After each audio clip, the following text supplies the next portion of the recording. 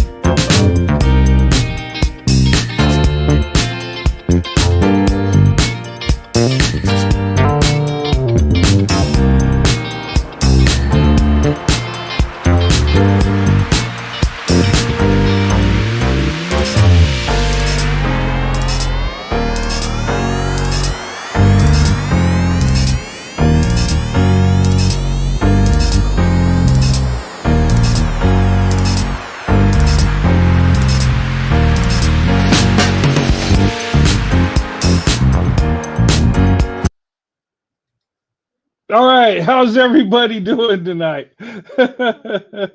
All right, happy Saturday night. Welcome to Saturday Night Swirl. Okay, tonight you see what's on the topic. Black women, white men need to come together for love and marriage. I believe that. I think more black women and white men need to come together.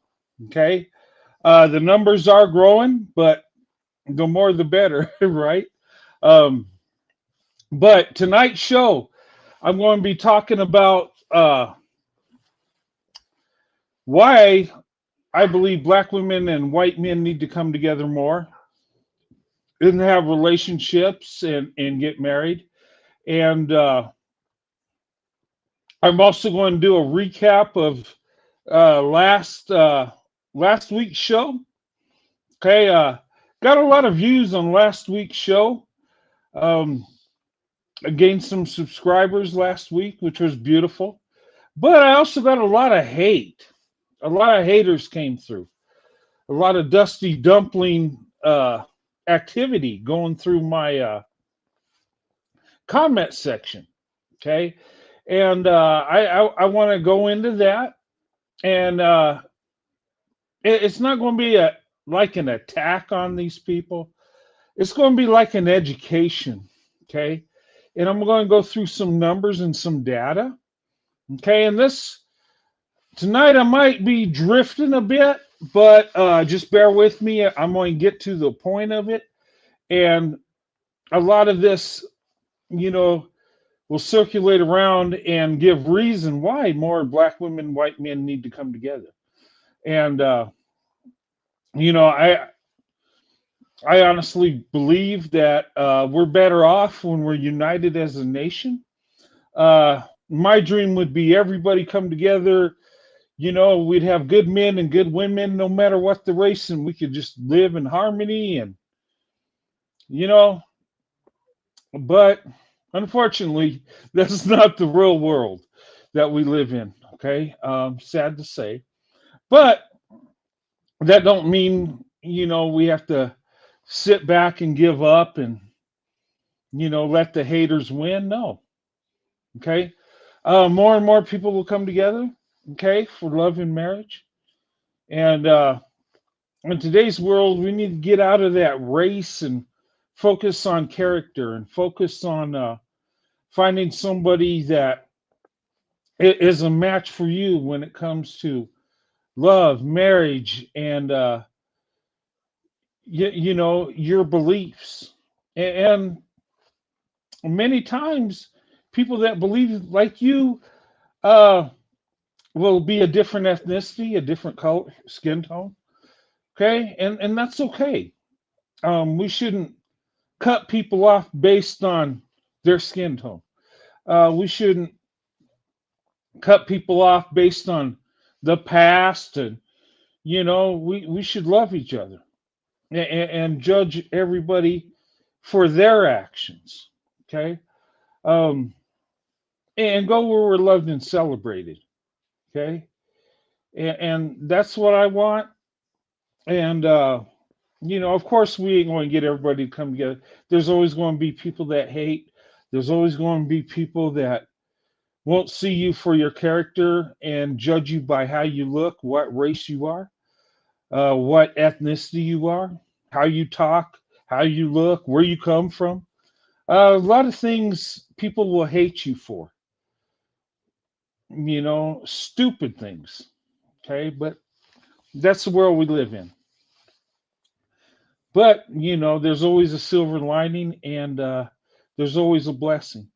Um, okay, I'm going to show you some of the comments I got. I didn't capture all of them. I'd be here all night, but I want you to see some of the comments I got. Uh, there are a number I just had to delete because these people were going on, and it turned out to be uh, comments about slavery and colonization and fetishization and a whole bunch of nonsense that didn't even go with what I was talking about. Um, but that's what I get. It, almost every show, I'll get some negative comments, and I just want to address these, and I want you to see what what kind of comments I'm getting, what people are saying. Okay, I get a lot of beautiful comments, a lot of love, and it's uplifting. And I get you guys, are amazing. You show me love and respect, me and my wife. But there's a lot of haters out there that go in on the Roadrunner that want to silence me, even though I'm a little bitty channel. They don't like what I'm saying. Um, I don't care. I'm going to tell the truth. Okay, and if we're going to be that great nation we say we are, right, we have to have accountability. Okay, and accountability is hard. It is. Let's be honest. None of us like to be told we're less than and we're at fault, and we don't like to be shamed over and over. But if we hurt somebody and did something wrong, we should be accountable. Okay, but a lot of times we get blamed for stuff we didn't do. Mm, But anyway, um, I'm going to show you some comments, and then after the comments, I want to show you some data, and I'm going to show you guys some videos tonight. Okay, and I do encourage people to open up their options.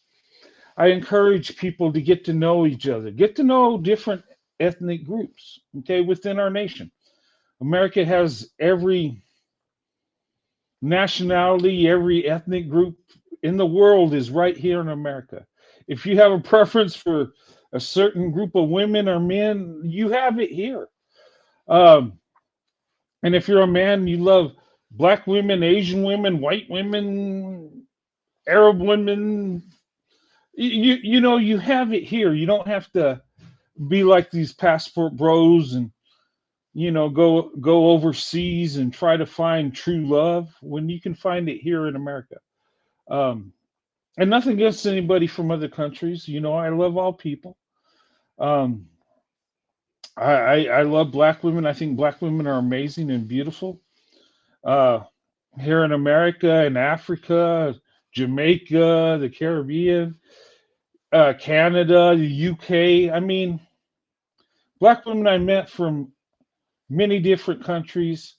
I see a beauty in black women from all nations across across the globe where I've been. I've always had a positive interaction with black women for the most part, and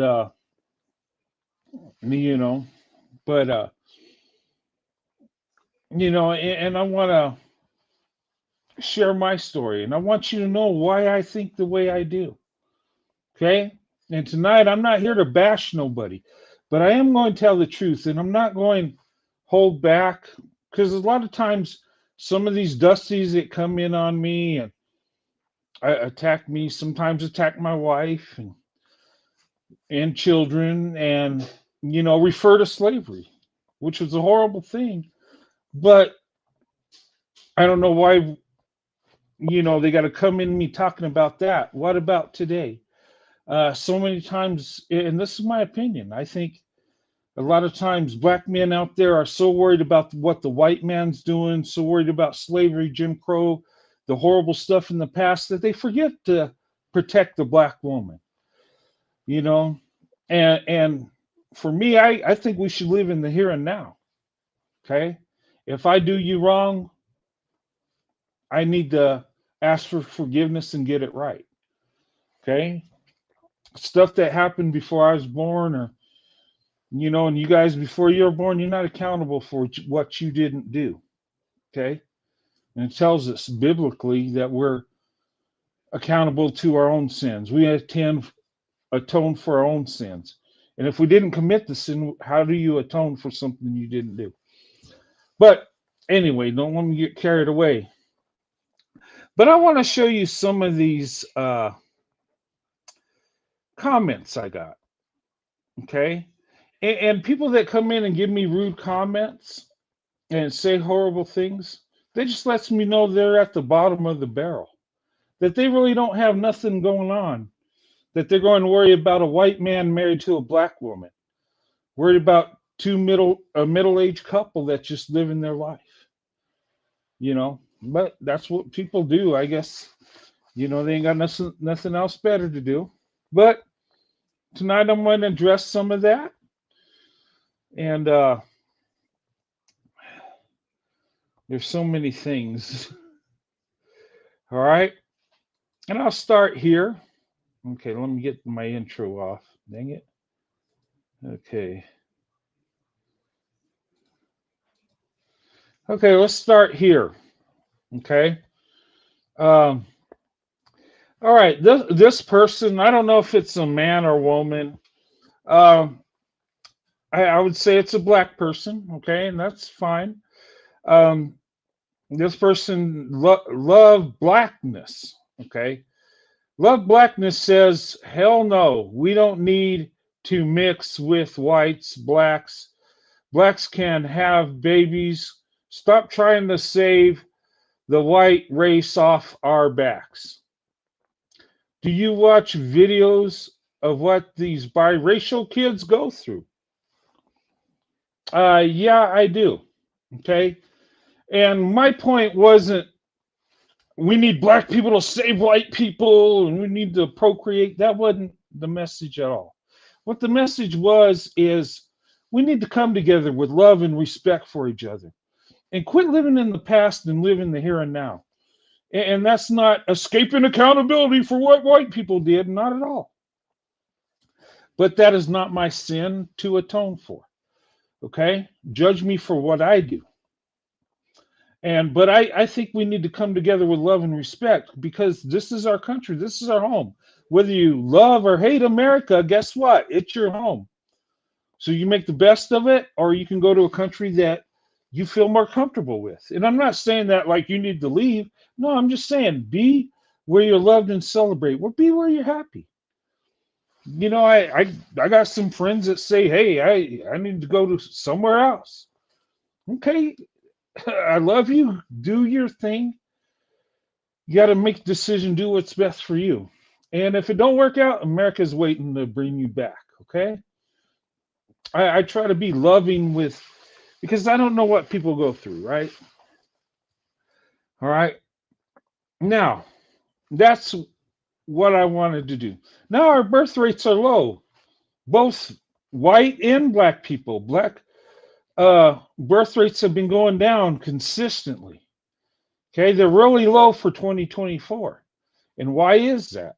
Okay, now I'm not saying go procreate and have a bunch of babies. No, if we're going to have children and increase the population, we need to do it with love, marriage, and do it the right way. Because if you can't provide for your family, don't have kids. Okay. Honestly, I don't really worry about the population. I don't. Okay. Because it's beyond my control. And, but my thing is we need to come together in our country. That was my whole, that's where I wanted to go with it. Maybe it kind of drifted somewhere else.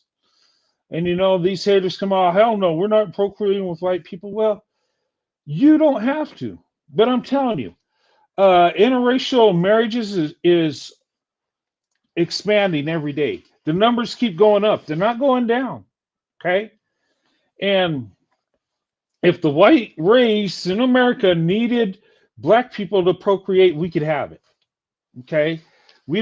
There are, if you're a white man, you can find a black woman to date and marry, and vice versa. Okay.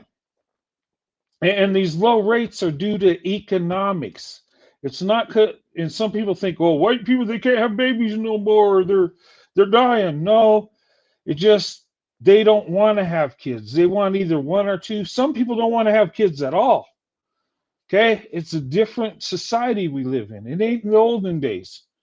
It ain't where the baby boomers, kids were everywhere and people had big families. And before that, people were farmers and had many children.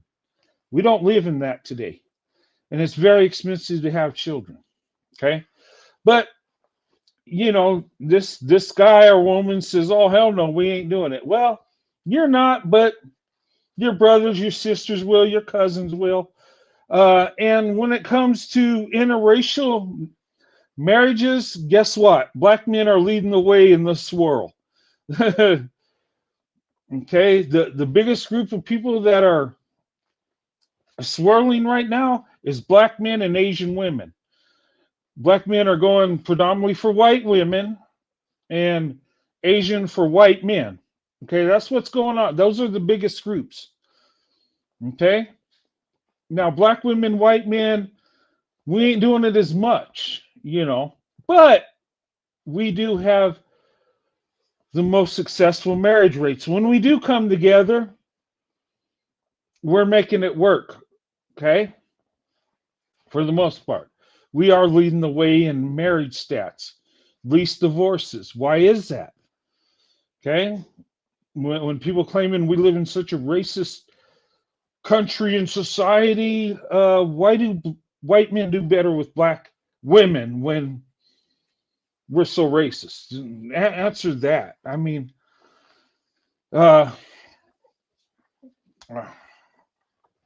anyway, but you don't want to race me. That's fine. I'm not telling people you need to get out there and swirl like there's no tomorrow. No, what I'm saying is you go where you're loved and respected. And if that's with somebody that looks like you, that's great. If they don't, that's great too. Nobody should be shamed or hated for who they're with. That's stupid. That's my whole point. So love blackness, you do your thing. But stay in that pro-black channel, okay? Because I take it that's where you feel loved and celebrated, right? What are you doing over here at the Swirl to Investment Network? You just being a hater is all you're doing. Okay? You're just showing your ass. You're looking like you're an insecure idiot. Because what are you doing here? Okay? But show you on the big screen, this is what this person said. Okay? And then speaking of biracial children, okay? The reason biracial children go through any problems is because you put them through that. Because there a lot of, well, back in the day, white supremacy wouldn't let them be white. Now today, they're not allowed to be black because they're not pure. They're not as pure as Oklahoma snow, right? Or they're not purely black as night, right? So you go and shame them because they're biracial. They have problems because you give them problems. Now knock it off. Leave them alone. Let me tell you, I got 3 biracial children. They're doing just fine. Okay, if you teach them to love who they are and to love both sides of their family, they're going to be okay. But when you shame them, say, you're not white, you're not black, you knock that crap off. They're human beings like the rest of us. Okay? They go through it because you put them through it. If you leave them alone and just give them love and respect like you should for every person, they'd be just fine. And I like to see, and I've been watching some biracial channels, and I'm seeing biracial people, men and women, that are claiming who they are, biracial. That they're loving both sides of their family and they're moving and they love who they are. Which we all should love who we are. Okay? So dismiss me with that what biracial children go through. They go through it because you and other haters put them through it. Knock it off. Biracial people are not ashamed about being biracial, but you know they would love to be accepted by members of both sides of the family, whether they be black or white. They want to be loved from both sides, and we need to do that for them. Okay. Well, that's one comment. Well, leave biracial people alone. And if they want to claim black, let them. If they're half black, they're black, right? If they're half white, they're white. They're both. This pure crap is racist.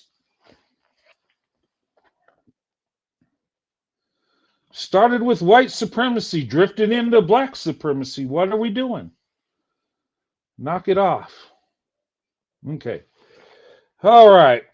Let me get to another comment. Okay, and this is Sheep Bay 3. Sheep Bay 3 says, you should watch some Dr. Umar Johnson videos. His views on interracial marriage makes a lot of sense. Yeah, if you're a dumbass, it wouldn't make sense. Let me tell you about Dr. Delusion Omar. He's a dusty idiot.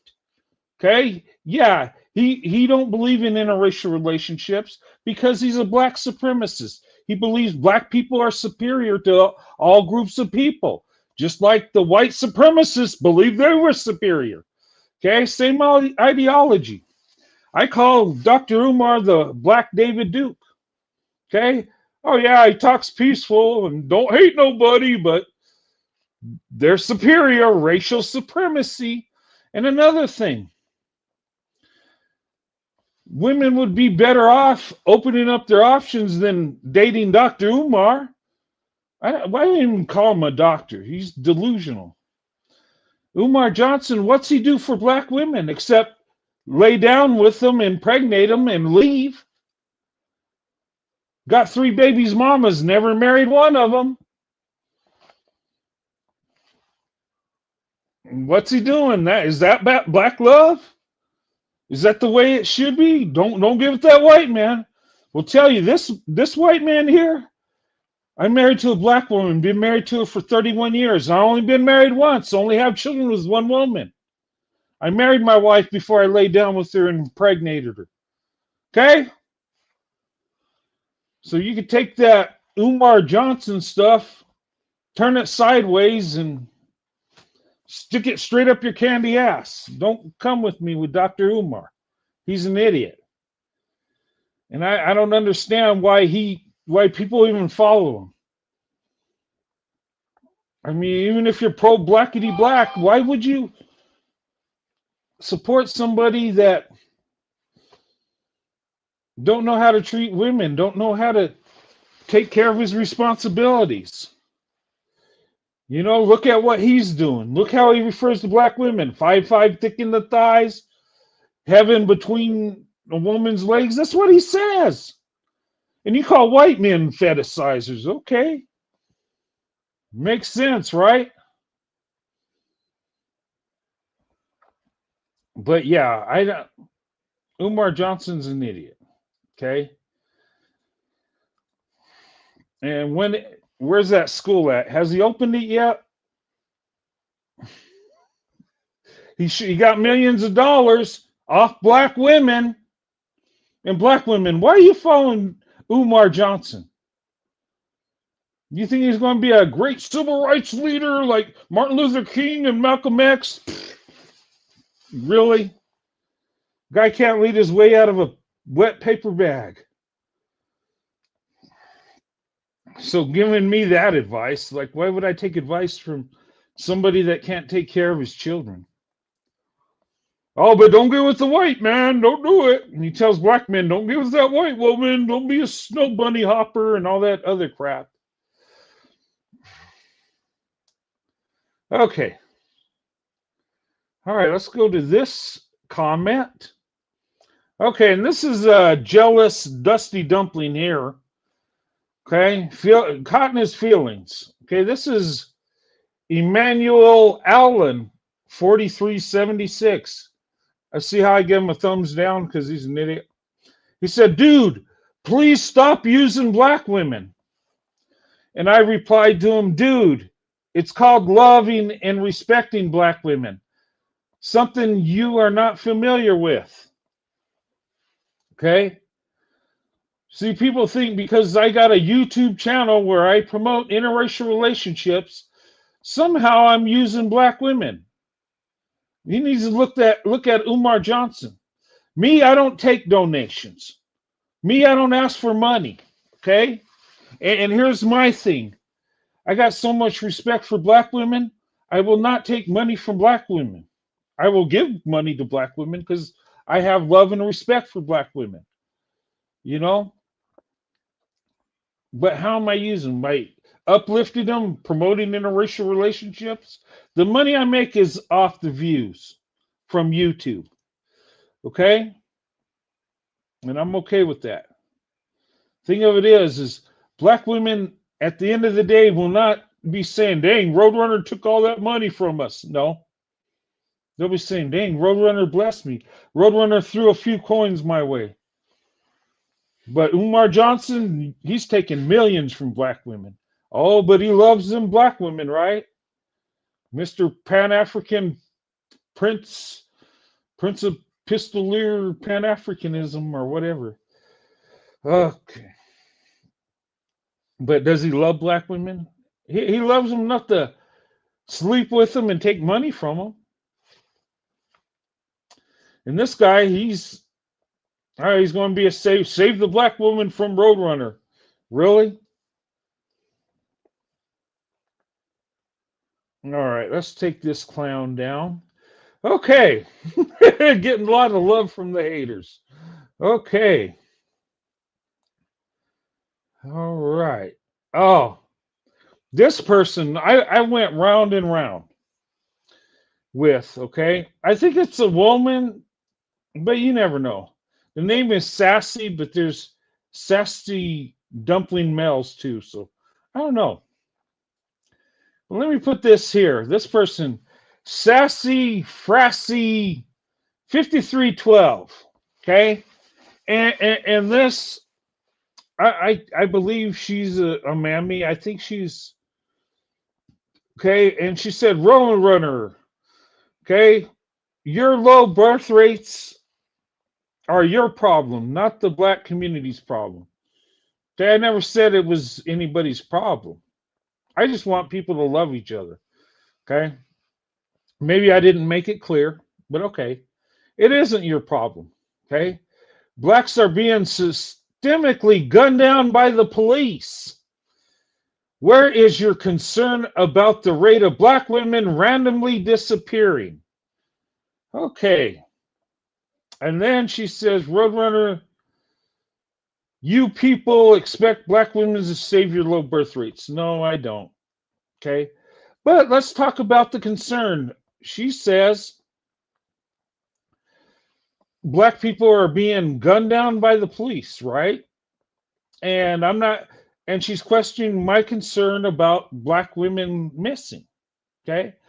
I am concerned about this. Okay. And I do research on it and I talk about it. Okay. But let's go to, well, let's go to birth rates first. Okay. Okay. Here's what I got from the internet. Okay.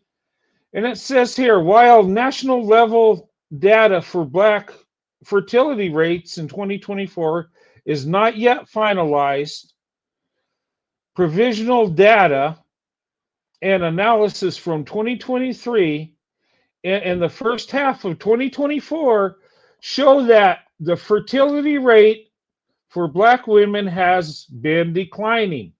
Okay, and when it says fertility rate, that don't mean they can't have children. It's not that. It means they're just having less children.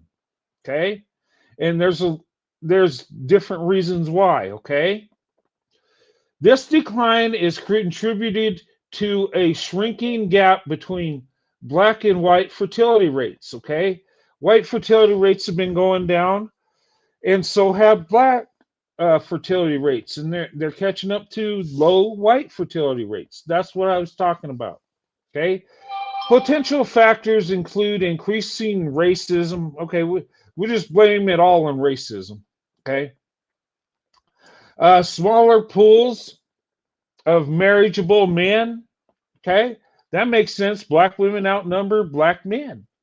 Okay, and most black women are race loyal, so yeah, that could throw a wrench in reproduction, right? And broader economic pressures, okay? Cost of living, okay? And that's affecting everybody, whether you're black, white, whatever you are, everyday people are being affected by it, okay? And that's going lower our fertility rates. People aren't having children because they can't afford to have a bunch of children. Okay, now declining black fertility rates, recent trends, provisional data from the CDC shows declines in fertility among black women, as well as a decrease in the number of black mothers giving birth in 2024. Okay, and what's causing that? Probably birth control, the fear of being able to afford a children. A lot of black women are single mothers, and a lot of black women don't want to be single mothers and take care of a baby by themselves. And some just don't trust men to do what they're supposed to. Okay? There's different reasons why. Converging with right rates, the gap between fertility rates of black and white women has shrunk significantly, with the rate for black women declining at a faster pace than white women. Now it's even faster. Okay. And why is that? We could talk about it. Okay. Impact on national rate. This trend is a factor in the overall decline of total U.S. fertility rate, which research a historical low in 2024. Okay, let's talk about it. Why are black women, they're saying their rates are getting lower than white women. That hasn't happened, but something's going on. Okay, I believe there's a lot of women that are using protection because they don't want to have a child because of the cost. And a lot of black men aren't committing to marriage. Well, across the board, men aren't committing to marriage like they used to. Okay, so there's a precaution there. I believe that's lowering the birth rates. Now, abortion. And I'm not going to debate abortion, but I'm going to say this. That decreases the fertility rate, okay? When you terminate a pregnancy, that's one less child, right? And it happens in all racial groups, but that contributes. Okay, there's many factors. And my thing is what I wanted, and maybe I didn't uh, put it forth like I should. Maybe people didn't understand what I was talking about. Um, but the low birth rates of white people, sassy, frassy, is not your problem. Yes. But is the low birth rates of black people your problem? Maybe, maybe not. Okay. You can worry about it or you don't have to. My thing is, if we need to have more children, which do we really? I don't know. I mean, in the past, they told us we're having too many children. Back when I was little, they would say the planet's not big enough for all these people. We shouldn't have as many. Now it's like we're not having enough. Oh my God, we're going to disappear. What is it? Now, my thing is I don't think we should just go having children to get our numbers up. Okay. Unless we're married and we want to have children, that's a personal choice. Okay. And it's up to you. Okay. But that's what the CDC says. Okay. So if you think I'm lying, go do your own research. Okay. I'm not happy about it. And I think the low birth rates in the black community hurts the black community because less numbers, less power politically. Okay. Whether you're on the right or left, Republican or Democrat, when your numbers are low, you don't have as much influence. I'm just going to say it. Because when it comes to these politicians, and it's all about votes, it's about political power. And they're going to cater to the bigger groups because they get more votes, i.e., the Hispanics that are going past us all because they're having more children than all of us. Me, I don't care. I don't care if black people are the dominant group or Hispanics. I don't get into that. As long as they're good people, I don't care what they are. But what I'm saying is, low birth rates can have an effect on the groups. It really can. Now, if we're not segregated, who cares? We go for the best people, right? We vote for who we want to win, whatever your choice is. I don't think we should divide it by race anyway. It hurts us all when we do that. But that's my opinion. Okay. So there you are, sassy frassy. I just showed you some evidence of low birth rates. Okay. Now, if it affects our economy, it affects us all and it becomes all our problems. Okay. But if we want to procreate with black people, us as white people can. And we just got to open up our options. Black people too. You want to be with whoever you want to be with, do your thing. Okay. Now let me go into, okay. And the reason I'm doing this is just to give people some knowledge of what's going on. Okay, now let's address this. Blacks are being systematically gunned down by the police. Where's your concern about black women being randomly disappearing? I'm going to address both of those because this person, sassy frassy, thinks I don't care about that. Okay. All right. Now let's look at police unaliving people. Okay, I have a chart here, and this is from the FBI stats. Okay, you see the chart, it goes from 2017 to 2024.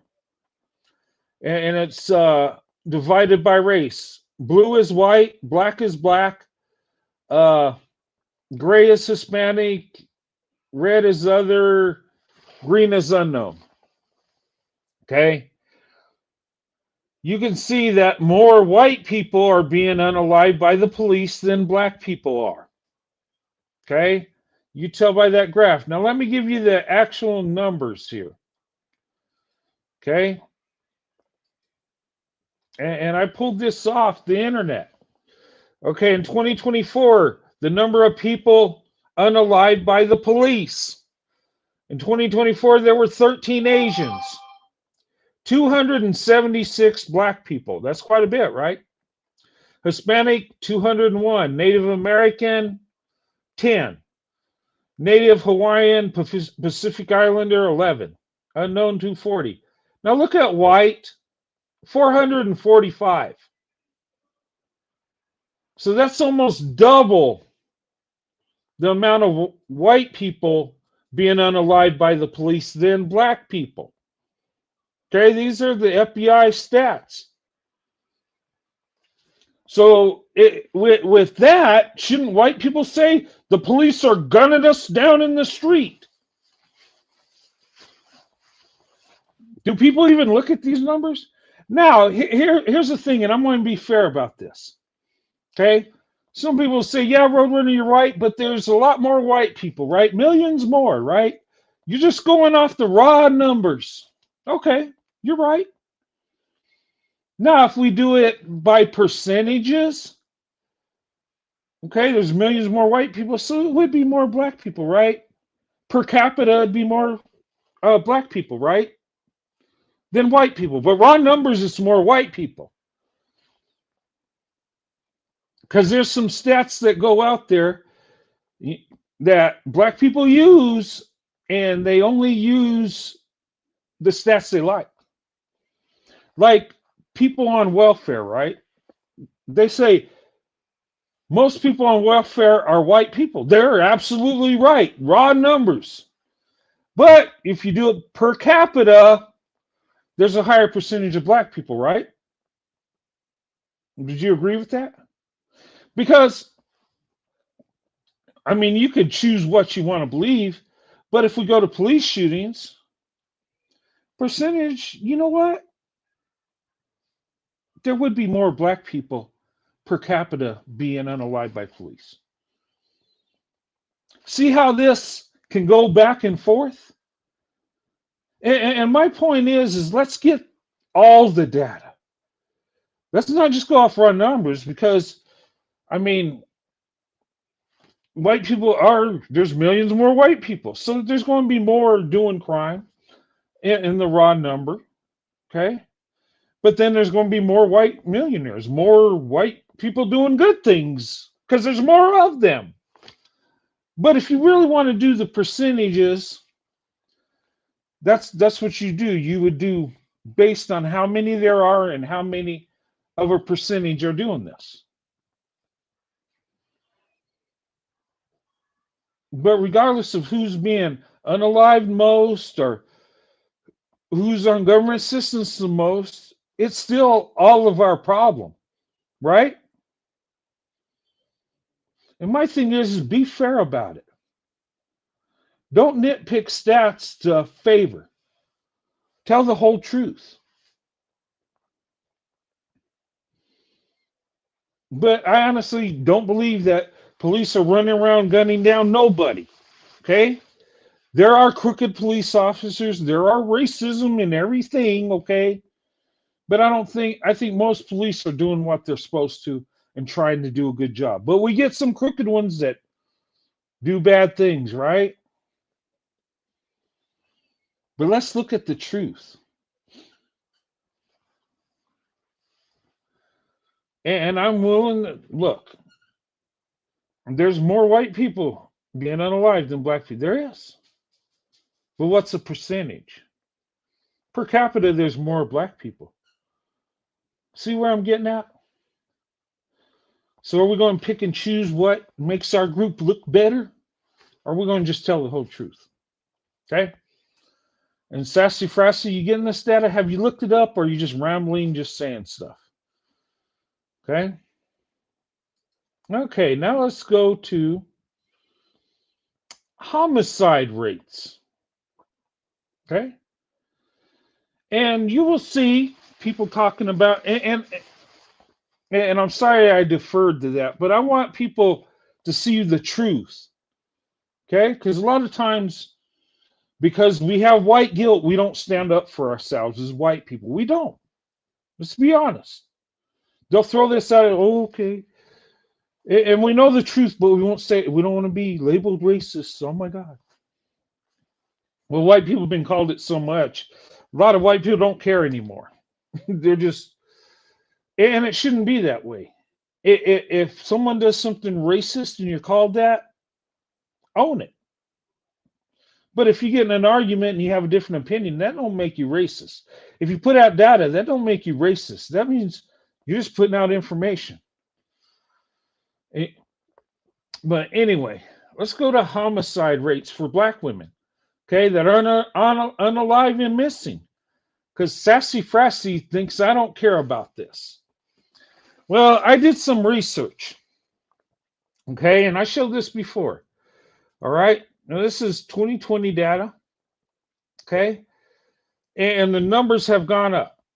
Okay, FBI, this is FBI data based on 2020 FBI data for single victim, single offender incidents. Okay, 91% of black women are unalived by a man, were unalived by a black man. Intraracial, that means same race. Okay. And the most common pattern were both the victim and offender of the same race. Okay? 91% of black men are unaliving that 91% of the black women that are unalived are done by black men. 91. 8% are white men. Okay? Now white men need to be held accountable. Okay? And other races 1%. But what you'll see on the internet, these divestment gone wrong jokers, the swirling gone horribly wrong, they'll show you white men doing horrible things, which is the truth. There are white men doing horrible things. But they lie to black women and say, this is what happens when you open up your options, black women. Well, most black women are being unalived by black men. So really, by the numbers, are they safer being with black men or opening up their options? Okay? But I want to be fair here. Most black women are with black men too. Okay? So you got to take things in account. But just to say that, make it like only white men are unaliving black women is a lie. There are good and evil in all groups. But they're not going to tell you the truth because they want to stop black women from being with white men. No other race does this like the black community. It's like ingrained, like they get all on code to try to stop black women from getting with white men. Instead of saying, hey, if he loves you and takes care of you, God bless you. Have a happy life. No, it can't do that. And we're in a society that, you know what, marriage rates are low. You know what, finding true love, that's not an easy thing anymore. And guess what? If you're going to be race loyal, you're going to have a lot less options. It's time we start going for character over color. Okay? Now, if you find somebody that loves you, that's the same color, God bless you.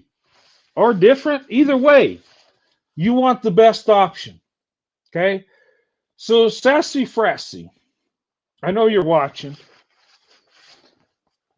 Look at that data.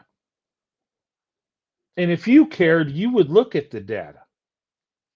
You do your research. But see, we don't want to put it on, it's like protection. We want to blame white supremacy for everything. Well, when you do that, you're not taking accountability. And men that have no accountability aren't good men. They'll turn out bad. We all need accountability. Okay? So there it is. And then here's another homicide rate. I know I showed you this. Okay, highest rate. Now, if you read this in here, in 2023, or no, 2020, it increased to 33% higher. It's almost four times, almost four times as many black women are being unalived than white women. Okay. And a lot of times, black women, because of fear of racism, because the fear of they don't want the black man to be in prison, the racist prison system. So a lot of times, black women will take the abuse and be silent. A lot of times, black women are protecting black men that don't need to be protected. Okay. And taking abuse, taking beatings, sometimes losing, being unalived. Okay. And I would say this, if you're in a domestic violent situation, call the police. Don't hide it. Okay. Get out of that situation.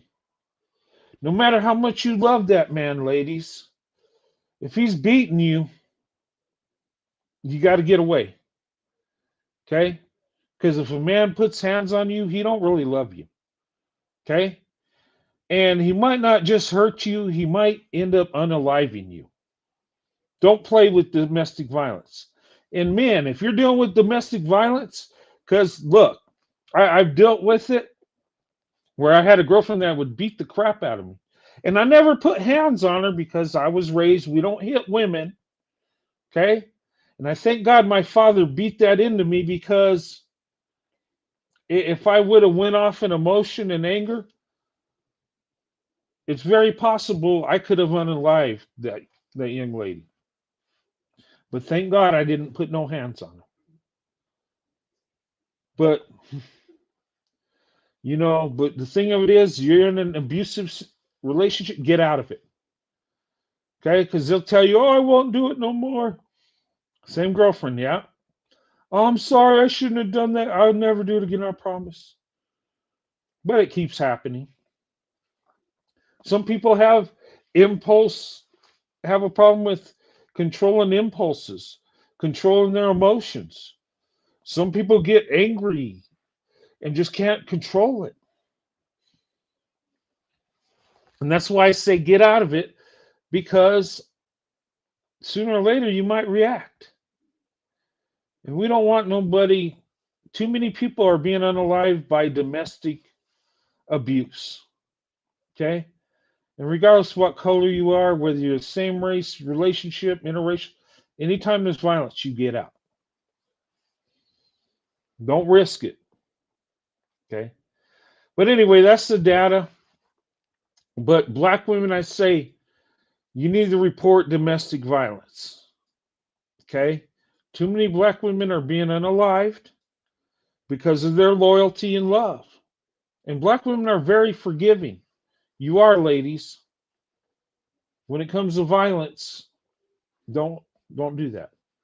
I say if it comes to violence, infidelity, get away.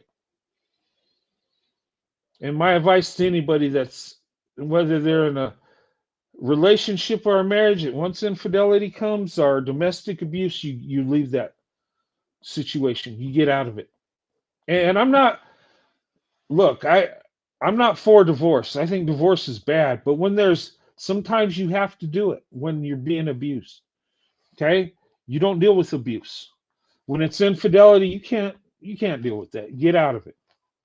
Nobody should have to put up with that. That's my opinion. Now you can do what you want, but that's the Roadrunner standard. Okay. Okay. Now let's get this out of here. Okay. My thing is, I just want to rewind and look, my whole show last time, and I don't want to rewind too much, but I just want black and white people to come together. That's really what I want. If we have more children, we do great. If we don't, we don't. It is what it is. Okay.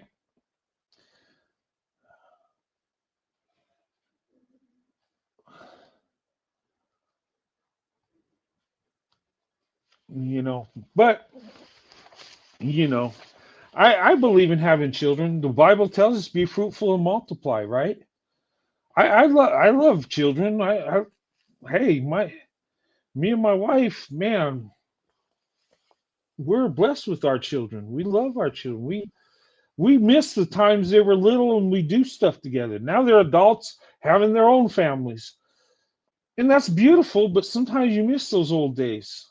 A lot of memory, a lot of love, a lot of see your family growing. That's a blessing. Okay, but don't just have kids go, oh, the numbers are down. We got to populate. No, that's foolish. And you don't want to put people in poverty either. We got to do this uh, smartly, right?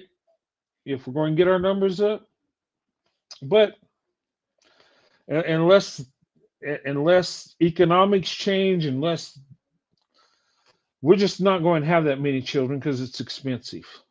Okay. And maybe through the insurance companies, we eliminate the middleman where people can afford health care. Maybe with college, maybe they would quit being so damn greedy, getting billions of dollars. And maybe we can get degrees and get a trait and, be productive.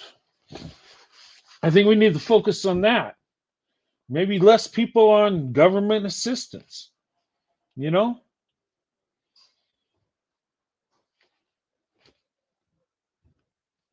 And how do we do that? But anyway, that's another subject. I don't want to get all into other things. Okay. Now I want to show you some videos. Okay. And this is my opinion. I think more black women, white men need to get to know each other. Okay.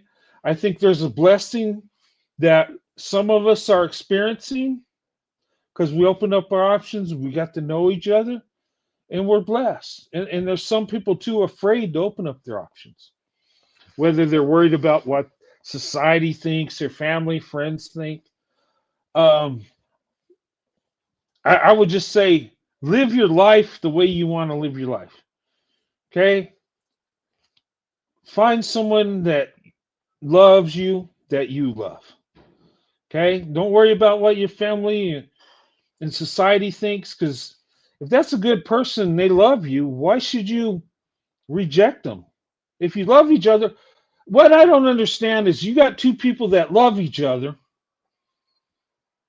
and they're different racial groups, but they break it off because society don't like it or their family or they got some friends. Don't do that. Quit living for other people. Live for you. That's what I chose to do. Heck, people shame me all my life for loving black women. I don't care. I'm happy. I know what the best option is. It's a black woman. And if you don't like it, that's your problem. Okay? I'm not here to live for a certain group. I'm not in the skin tone worship. Okay? I worship God and I love people. And from what I found in my life, black women are the best option for me. Okay? And I've been blessed. And I wouldn't have been blessed if I did what other people told me to do. They told me, don't marry that black woman. It's not going to work. We're too different. Oh, our cultures are so different. Oh man, what about your kids? They'll be confused. They won't know if they're black or white. Oh, what they go through. Which is stupid because and I tell people that tell me that stuff. Well, what about what biracial children go through? Why would you have them and put them through that? Okay. Well, what about what black people go through with racism? Should they just not procreate because their kids might go through some stuff? Or any group, right? You think when the Irish came over and they were mistreated? Oh, don't have no our Irish kids because society don't like them. No, they kept having families and they kept pushing forward.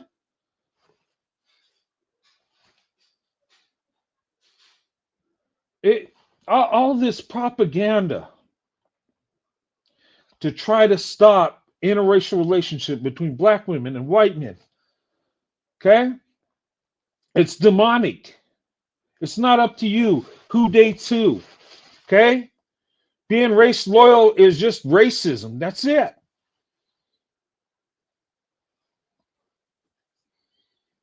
All right. Now, if you want to be with your same race, that ain't racism. But what I'm saying is, if you put your race above everybody else, you're a racist.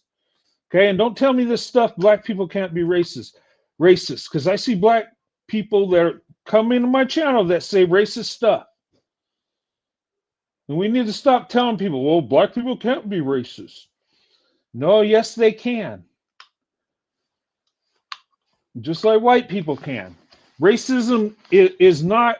It don't come from your DNA. It comes from your heart. Okay, racism is a sin. It's part of hate. It's not something you're born with. It's something that's taught to you. Okay, people don't become racist because they're born white or black. They could become racist because they've been taught to be racist. They've been taught that other groups of people are less than.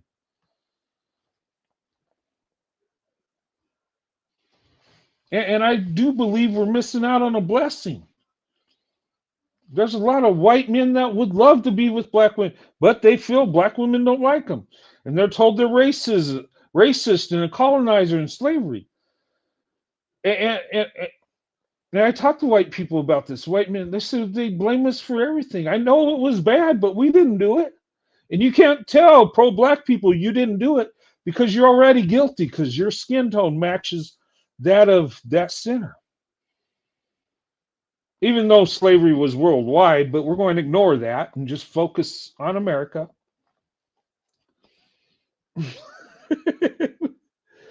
No, but you know what I'm saying? I mean, call it out, but come on. We could there's so many people that can have good marriages. There are black women out there that are amazing, got big hearts, got character, would be a good wife, a good mother, and you're going to throw it away because society don't like it.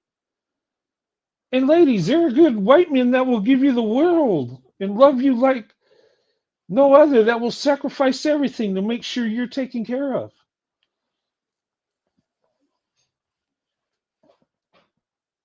You know, we're missing out because we let other people tell us what we need to do. And God's plan is for us to come together. It is. Look at Christianity. We go out there and we tell the gospel to the world, to every living person. It don't say just people that look like you. Every living person. And when they're born again, they become in the family of God. And guess what? Some are black, some are white, some are Asian. They're part of our family now. And people that try to use Bible verses, well, you know, God told the Hebrews to stay away from all the other people. Yeah, because they were idol worshipers living in sin. It wasn't because of their race, it's because they were against God.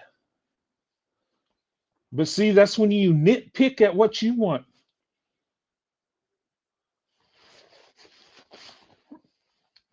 You know? Good to see you, Beverly. But that's my whole thing. And look, I don't hate nobody. I think black women are getting a bad deal when it comes to love and marriage. I think black men need to step up, and it's not out of hate, it's out of love. You need to do what's right. And if you're the leader of the community, then it's your fault if it goes wrong. And then it goes good, hey, you take the credit, right? But to blame black women means black women are in charge and you're no longer the leader. Just like if I blame white women for what white people are doing. Can't do that.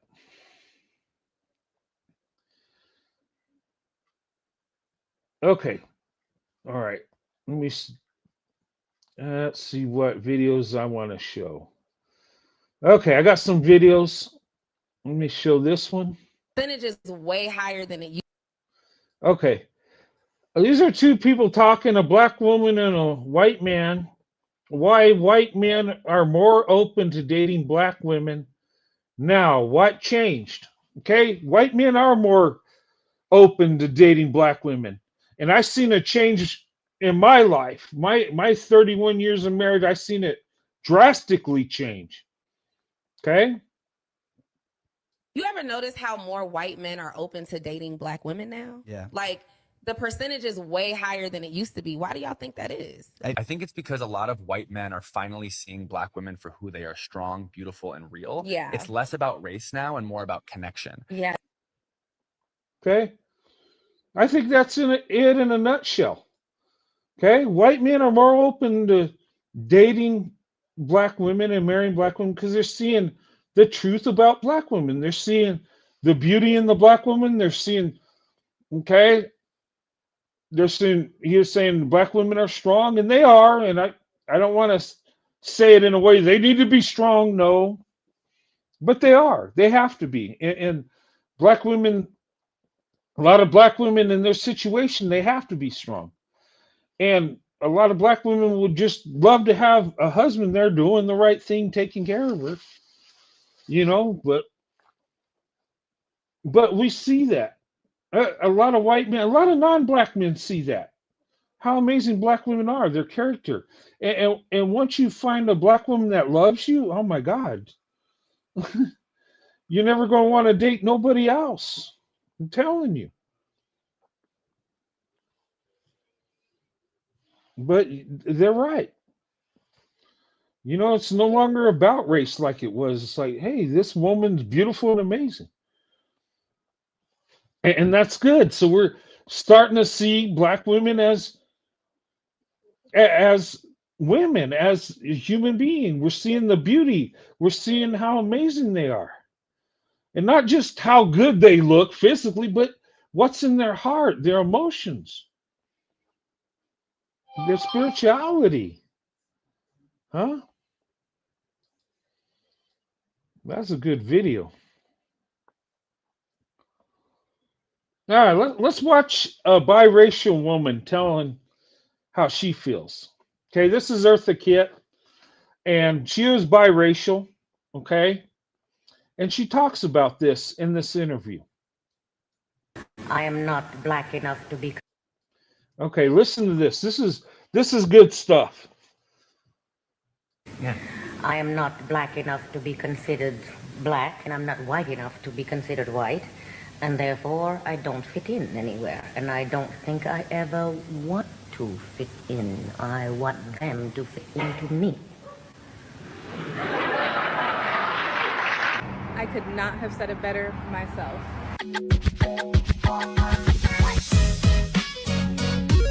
Right? That is so good.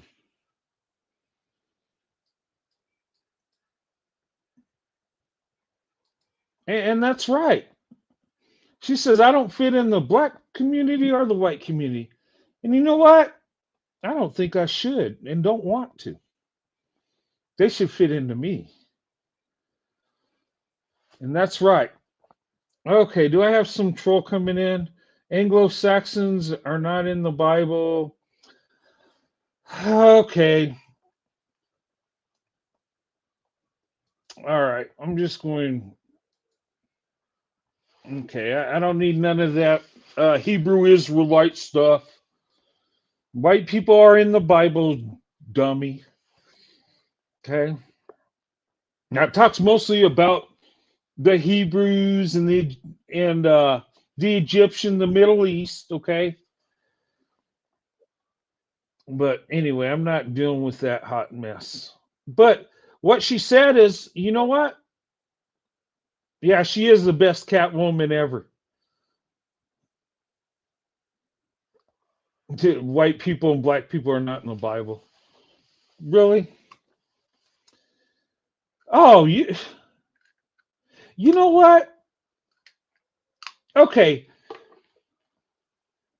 since we're talking about race, but the Bible, there's one race, right? Race is a social construct anyway. Okay, just a way to divide people. Hey, I'm white, you're black, and we need to be apart. You know, believe it or not, in our country before slavery came, there were black and white people together. And you know what? During Jim Crow era, did you know there were black and white communities where black and white people lived together, were friends and had relationships? Did you know that? In marriages? Yeah. Even though it wasn't allowed, so called, they made it happen anyway. Okay? But yeah, she's the best Catwoman ever. But I like her answer. What she's saying is she don't have to fit into nobody. You need to fit into me. That's well said. But and I'm seeing that other biracial people are saying that too. Hey, we are who we are, and yeah, they should love themselves. Don't get caught up whether you don't have to pick a side, black or white, or no. Be you. You don't got to belong to nobody. And if they love you and they're good people, let them belong to you. You know what I'm saying?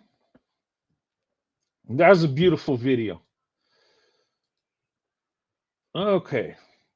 Got a few more to show. All right. Okay, some of these might be triggering, guys. And you tell me if it's right or wrong. I'm just showing you what people's opinions. Okay?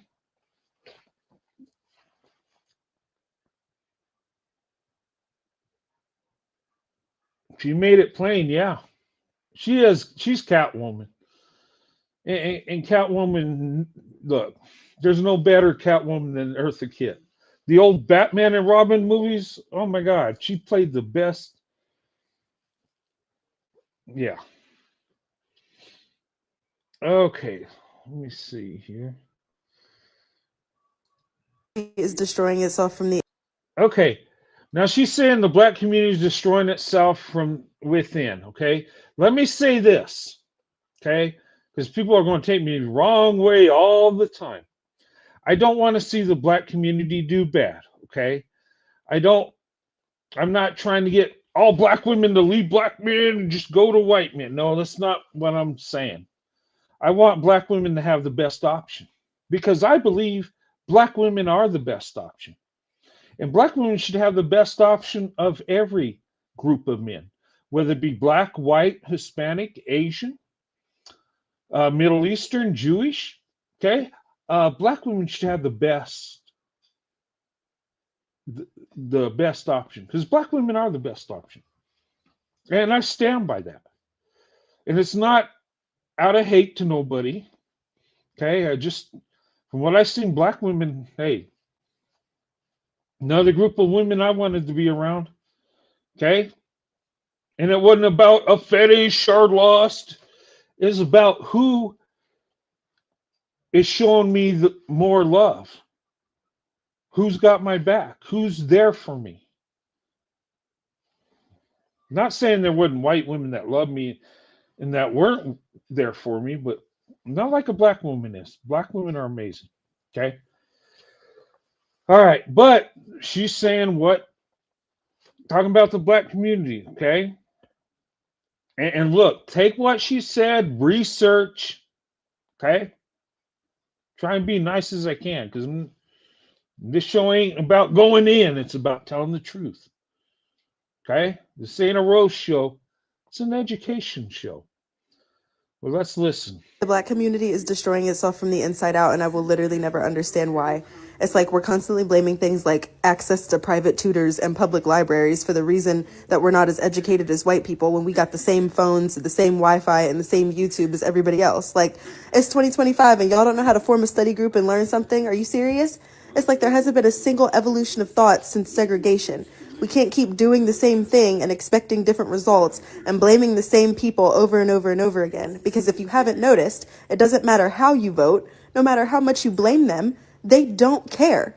So at a certain point, you got to pick yourself up by the bootstraps, learn something, apply for the same jobs, scholarships, and internships, and do it yourself.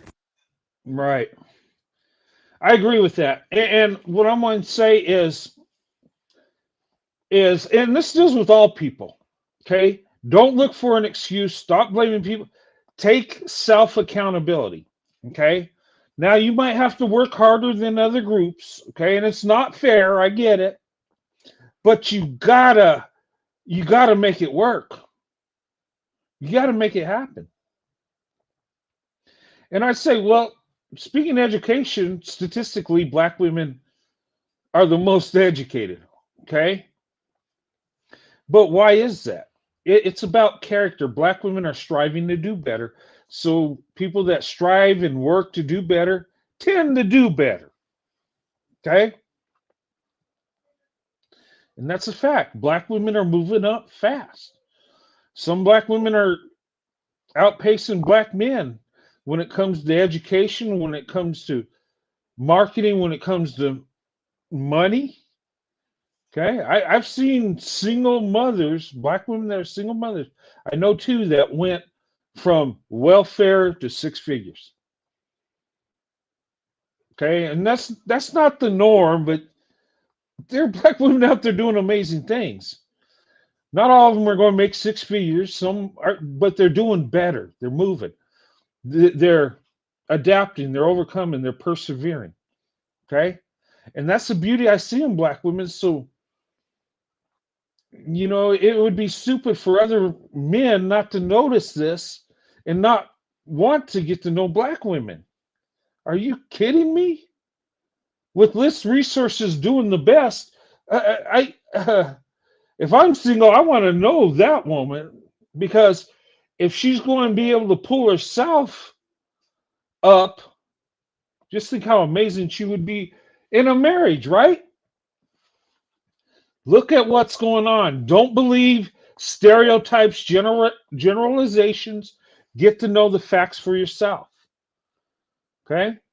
And what she's saying is the black community is destroying itself by blaming other people, by being a victim. Okay? And not saying black people haven't been through some stuff. I'm not saying that at all. Black people have been abused and mistreated. And there's a history of ungodly things black people went through. Okay? I'm not dismissing that at all. But this is 2025, and you're going to have to survive in today's world. You can't depend on the white man coming and, with white guilt and giving you millions of dollars and here's your reparations, and it ain't going to happen. Okay? And wouldn't you rather do it yourself? I don't know. But anyway, I think that was a good video. All right. There's so many of these that were good. I said a few. Okay, this might be a little hard to hear because it's slow and there's background noises. But she's saying, black women, some of these white, Hispanic, Indian men really want you. And that is true. And what she says is true. But listen. There are a few white men, I said a few, that want to be with a black woman. And I'm not talking about sexually. I'm talking about it all. They want to build with y'all. But they care about what their racist family thinks, about their career. They care about their status. They married to somebody they don't even want to be with. But they want to be with a black woman. They haven't met a black woman before where fell in love and then he couldn't build with her because he cared about what his family thinks. So trust me, they out here wanting us, but they're just too weak because they care about what others think. Little boy energy. Okay. So what she's saying is there are white men out there that want to build with you, but they listen to their racist family.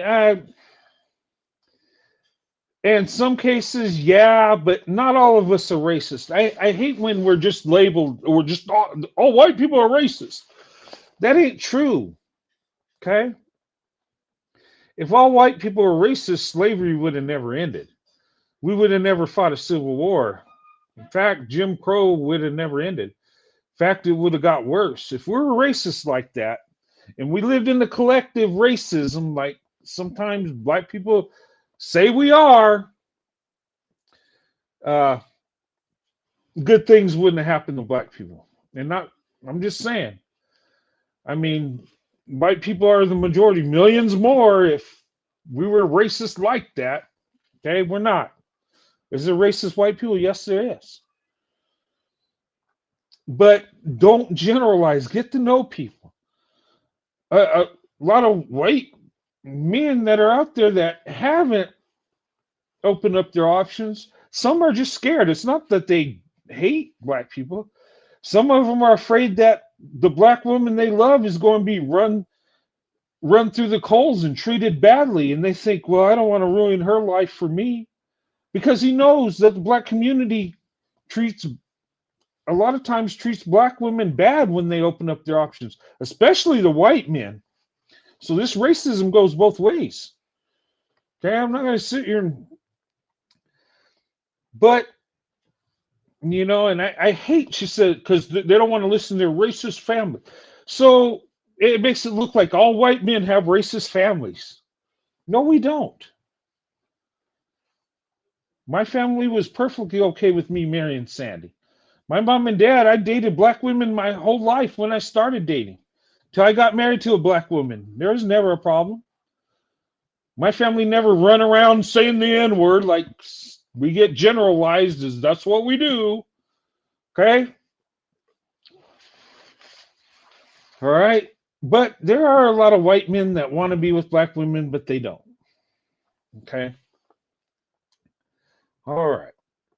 Take that down. Native Americans got reparations, but we haven't. Go talk to your congressman. Okay? Go talk to your congressman. And what is the reparation you want? Okay? And how do you get it? And what can the country afford? Do you want to be a millionaire? Or do you think getting some college and a step up would be enough? Or is it reparations, no matter how much you get, would never be enough? Because here's the thing. Okay, who owes you reparations? Now, black people after slavery should have got reparations. In fact, it was in motion till Lincoln got assassinated.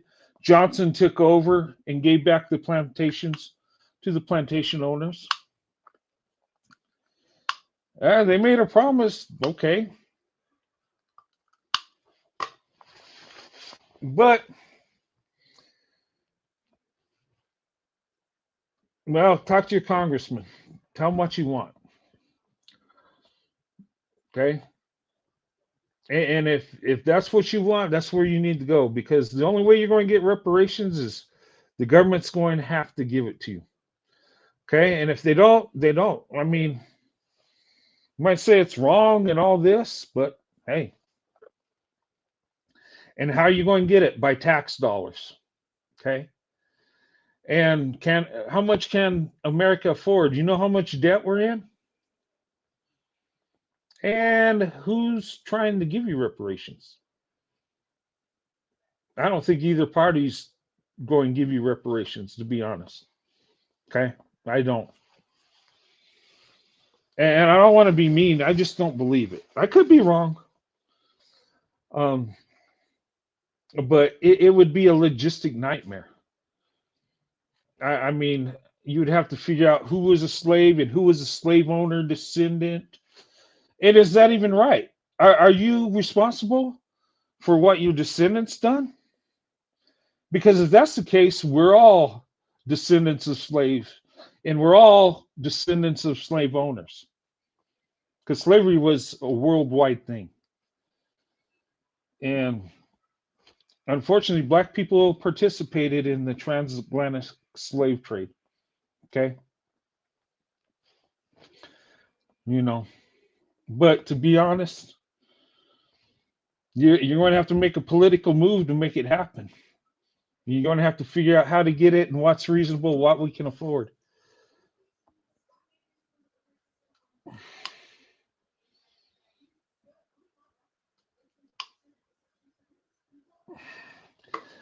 What are you talking about? My ancestors were enslaved. Not in America, but Europe. What are you talking about? I'm not trying to be dismissive, but hey, I'm just telling you the truth. Now, I'm okay with black people getting some money and getting some college, and if that makes it right, let's do it. But how? You got to you can't just expect to be a millionaire. That ain't going to happen. Okay, you got to be reasonable. And you got to get white people. I'm going to tell you, black people, you want reparations, you're going to have to sell reparations. You're not going to get it by guilt tripping white people. I'm going to be honest. Okay? You're not. That ain't going to happen. But if you get to their heart, you might get somewhere.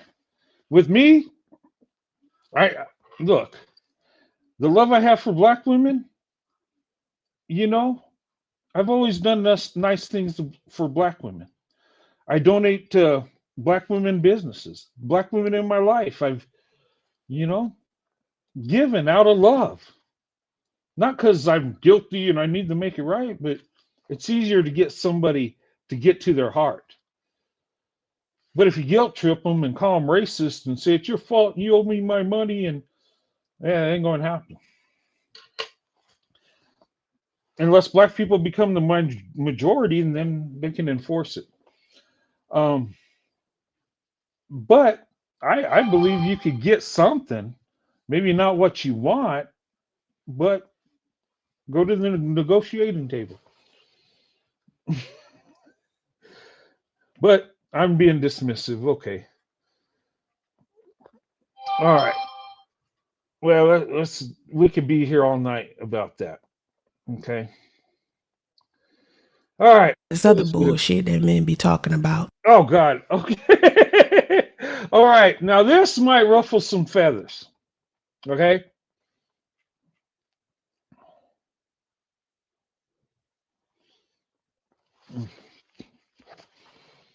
Okay. All right. Now, this young lady's talking about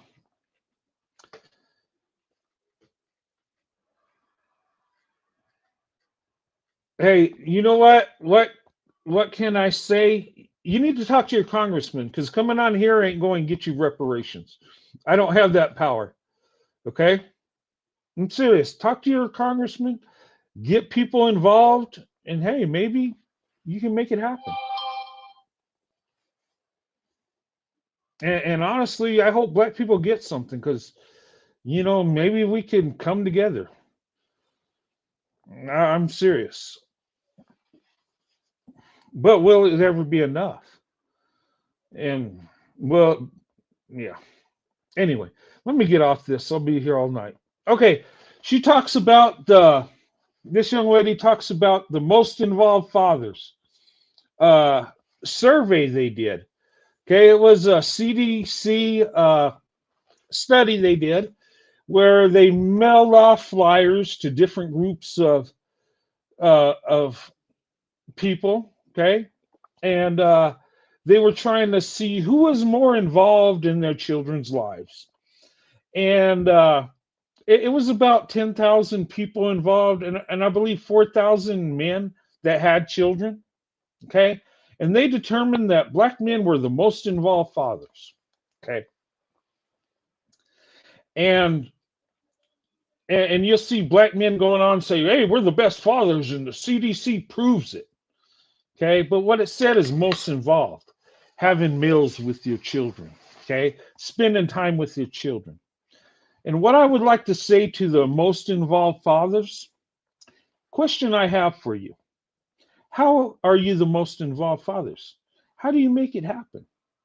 I want to know the secret. Because in my life, I've had to work. I've had to bring home a paycheck. And I did miss my children's, dinners at times, lunches.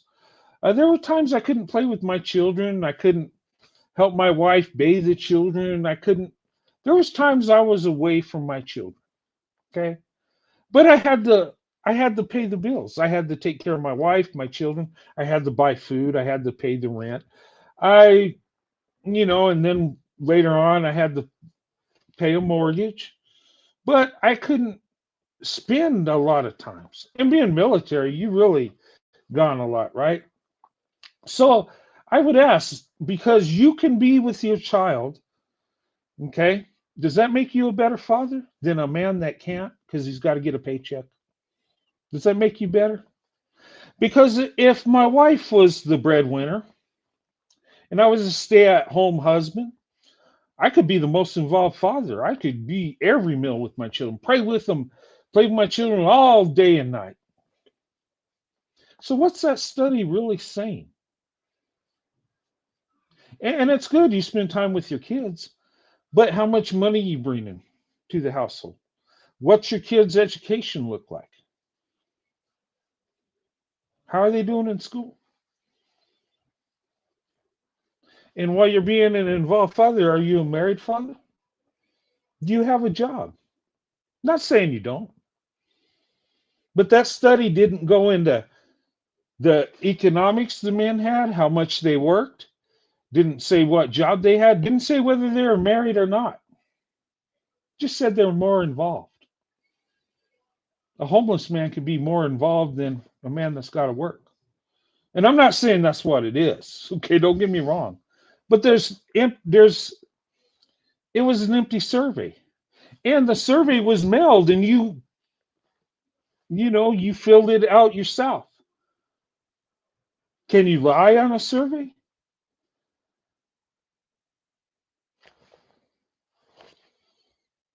Yeah, I'm just saying. I mean, I couldn't be that super involved father because of my job, because of my career. But I had to pay the bills. My kids got to eat. They got to have school clothes. They need new shoes. My wife's got to eat too.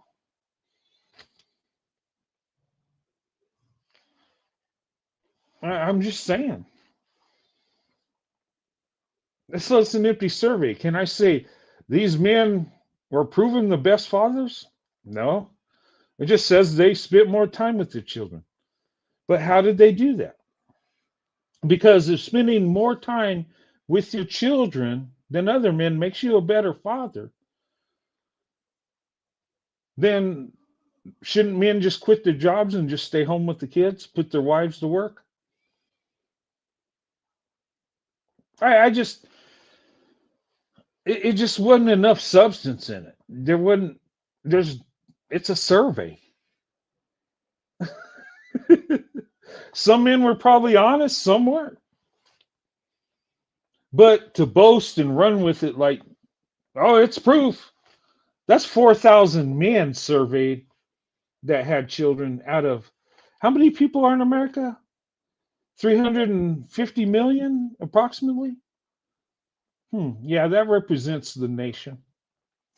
But anyway, I'm not taking a jab and saying you're not great, but when 72% of black women are black children are born out of wedlock, black women are the biggest group of single mothers, and they don't become single mothers by themselves. It takes a man to do it too. Okay, let's listen to what she has to say. So let's talk about this other bullshit that men be talking about. The CDC statistic about single fathers. Anytime a black single mom inside of the United States says that an African American father is rarely in the home, black men try to act like they don't know what in the hell we're talking about. They'll say things like, oh no, the CDC said we're the number one dads. They'll say things like, did you hear about that statistic where it says that all of these women are single mothers because they're sharing the same man? Still placing the blame on a woman. If these women are unknowingly sharing the same man, sir, it's still that man that's the problem. Don't get it twisted. It's women out there looking at Future and Nick Cannon saying, I want to be baby mama number 15. And I get on those women asses too and hold them accountable, because no man with that many children will be able to be the kind of father that most children need. Okay. What do you think? Okay. And I'm not trying to ruffle feathers, but that study's incomplete. What's it say? You can spend more time at dinner with your children than the other man. So that makes you better. What's the other man have to do to take care of his family? Maybe he has to work a late shift to pay for school clothes that he's going to have to buy. Maybe he has to work a couple extra shifts to pay for his children's college. Maybe he has to and if he's military, well, war breaks out, things happen, oh my God. Then You know, what's he to do? Just quit? Stay at home? Can't do that. Anyway, that study, I look at that and I'm like, that don't prove nothing. That just proves you had more time with your children. And maybe it, and what was it because you had a choice that the other men didn't have? Is it because the woman took care of the bills and you were able to be that super involved father? Or was you on assistance? Or maybe you're a multimillionaire and you work at home, so you're always home with your children. What is it? I'm just saying. Anyway, enough of that. Stay-at-home husbands shouldn't exist. I agree. And I'm telling you, if you're a blue collar worker like most of us in America, and you got to do a 40-hour week, there's times you can't spend with your children because you got to bring home a paycheck. Okay? It just, yeah. Okay. But I think it was a study to uplift black men because, and I understand why black men would cling to it because they get a lot of negative coverage, right? A lot of negative stuff is said. But is that negative stuff true? And if it is, take accountability and fix it. And the beautiful thing is, there's statistics, but the beautiful thing is you don't have to be a statistic. You can outshine the group and not go the way the group is going. Okay. That I know. Okay. All right, let's listen to this. All right, this is two I think it's two gay dudes talking about black women, white men. But they got good information though. But let's play it. I'm gonna get a lot of hate for saying every black woman that I know that formerly was with a black man and is now either married or with a white man is happy. I don't know why. So I totally know. I'm a dating coach. I've been a dating coach for 13 years for black and brown women. And I want you all to know that a black woman and a white man combination has one of the lowest divorce rates. There are a couple of reasons for that. One, if a white man is actually engaged, married to, or dating a black woman, please understand that there is a deeper love there because he is having to actually fight against societal pressures and indoctrination and go through all of the stares and the rude comments to be with you, and vice versa. Second thing, if that man has such an open-mindedness about him, he is going to be less concerned about gender roles and help out around the house and do. Okay, hey, let me stop there. He's saying he's going to be less in gender roles and help out, right? Here's a key thing, okay? And listen, men, listen, okay? The world's changed, okay? Now, I believe men are still the leaders, yes. Head of household, yes. But a lot of times, both people are working. And guess what? You need to help out your wife. That means sometimes you take care of the kids while she gets a break. That means sometimes you clean up while she takes a break. That means you take care of her because she's not a servant. She's your wife. Okay? And look, even if you're the breadwinner and you're the only one that works, you take care of your wife. See, when I was in the Army, my time in the Army, until our kids grew up, I was the only source of income. So my wife had to do everything, okay? But the thing I always did is when I had a day off, when I had some time off, I would take the kids, I'd let my wife have a break, okay? I did the best I could with what I got because I knew she gets tired. I know she gets stressed. I know women are human. They need a break. And a lot of women aren't wanting marriage because us as men are knuckleheads and we don't see that, hey, she's human. She needs a break too. She needs time to herself. And that's big, because if she's got to clean, cook, do everything, and then go 50-50, I mean, after a while, it's going to have an impact. And it could stress her out. It could lead to her having health issues.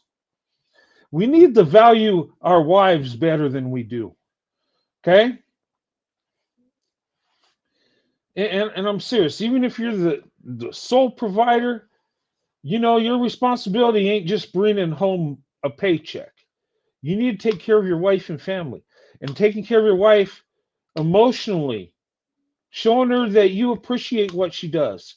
Give her a night where she can relax, and you take care of the kids. You take them out, go play with them, go take them to get pizza or whatever they like to do. Give your wife a break. Let her have a night where she can look forward to during the week, where she could sit back, watch her favorite show, get some takeout. It's like when you go to work, guys. You work that 40-hour week, and you look forward to the weekend because you could take a break, rest, watch the late show, don't have to worry about work for a couple days. It's beautiful, right? How do you think a woman feels in the house taking care of the kids 24/7 and washing your dirty drawers and cooking for you, and then having the work? Come on now. And he hit it right on point. This man up here, he hit it on point. And I know why this young lady used these two guys in her TikTok video, because it makes sense. Things that maybe an alpha male or a hyper masculine energetic person wouldn't necessarily do. Yeah, like a hyper alpha male type dude that wouldn't do, because it's not a man's thing. I'm a manly man. I'm alpha. Really? Alpha ain't dictating, and being alpha ain't being a dictator. Being alpha ain't putting a woman in her place. That's a woman's job. You will do what I say because I'm the man. That's not alpha. That makes you an idiot. Being alpha is understanding what your family goes through and sacrificing for your family and doing the right thing. Putting them first. That's alpha. Men got this confused. They think alpha's yelling and being a dictator and putting women in their place. Yeah, those are the ones that hit the wall and end up alone. Anyway, let's continue. Third, white men are unfortunately have twice the graduation rate of black men. So that, combined with the ascending education that's happening for black women, means that there is a level of educational Okay, he said an educational level. Okay, white men are twice as much to be educated than black men. And look, people say, well, it's not about education, it's not about money, it's about love, love, love. As long as you got love, we'll get through it. Young lady, just marry me. I know I ain't got a job, but you're doing pretty good. I could be a most involved father where you work those two jobs. Yeah. No, but seriously. Okay? And here's the advice my father gave me. He said, son, and this when I was a teenager, right? My dad, he would give me lecture, preach to me, advice all the time, which I'm glad he did. Okay, I didn't like hearing it at the time, but it was needed. He told me, he said, son, you're gonna grow up one day, you're gonna move out of this house. And he'd always talk to me about the importance of having a good wife, right? He'd go in Bible scripture, talk about the virtuous woman and how women are a good woman's worth her weight in gold, and how you have favor if you got a good wife, you have favor from God. And he would just pound that into me, right? And he told me, he said, son, let me tell you this. If you cannot afford a wife, you do not deserve a wife. And I would say this to men: if you can't afford a wife, you do not deserve a wife. Okay? And don't give me this crap, well, it's not about money, it's about love. Well, if you really love her, you'll find a way to provide and protect her. If you love her enough, you'll make the money needed to take care of you, her, and the children. Because if you can't provide, you really don't love that woman. You're about what you can get out of the woman. But I'm telling you, look, there's more to being a man than just making some money and being in charge. Our responsibility goes far and wide, and it should. We got to make the money. We got to provide. We got to protect. Okay? And we got to be emotionally available to our wives, spiritually available. Okay? That means we got to understand that she does go through stress. We got to let her know we appreciate our wives. We got to let her know how valuable and amazing she is. And then if we're ever struggling, you do without for your wife and your children. Us as men, we're the providers, we're the protectors, we're the workers. Okay? And we are expendable when it comes to the family. Now, what do I mean by that? Does that mean we have less value? No. What that means is the family comes first. Your wife, children come before you. Okay?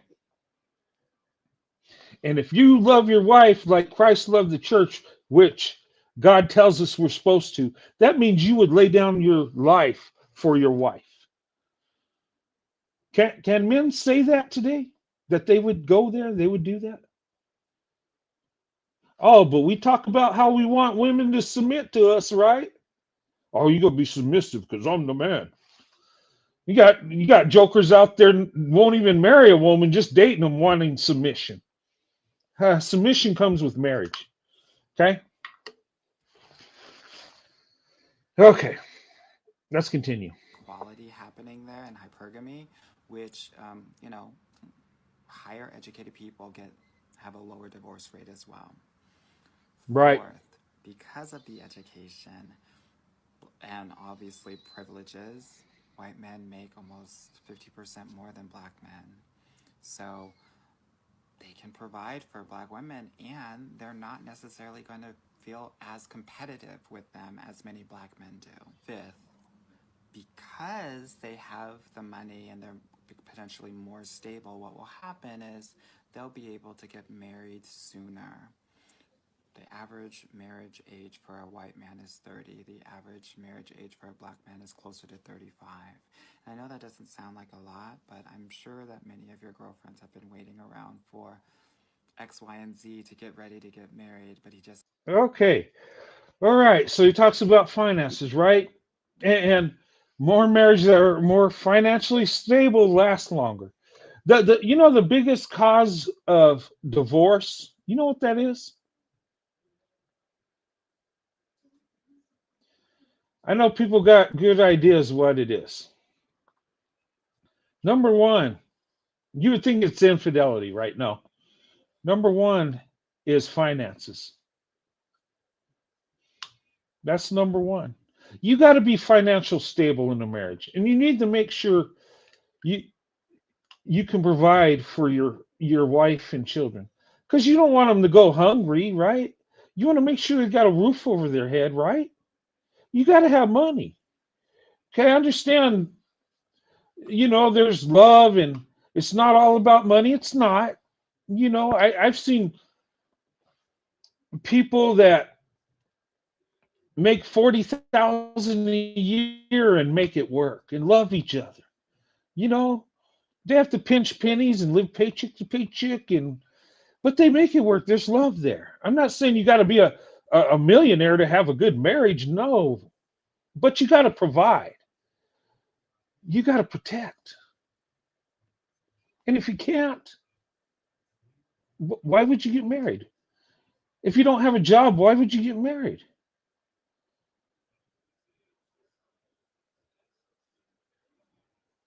Yeah, that's right. Romance with no romance without finance, and it should be that way.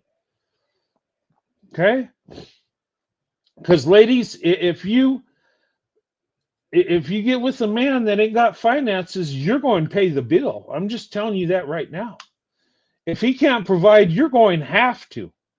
Okay, ladies, you marry a broke man, you're going to have to provide for him and the children. Now, if you want that, but go get, do your thing. But it'd be wise to make sure,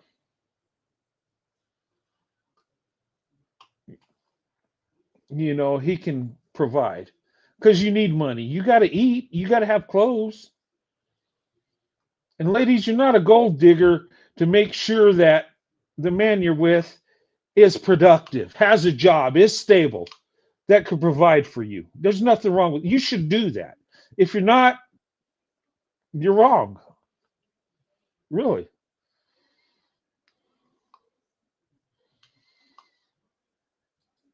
Need some insurance? I want to vets.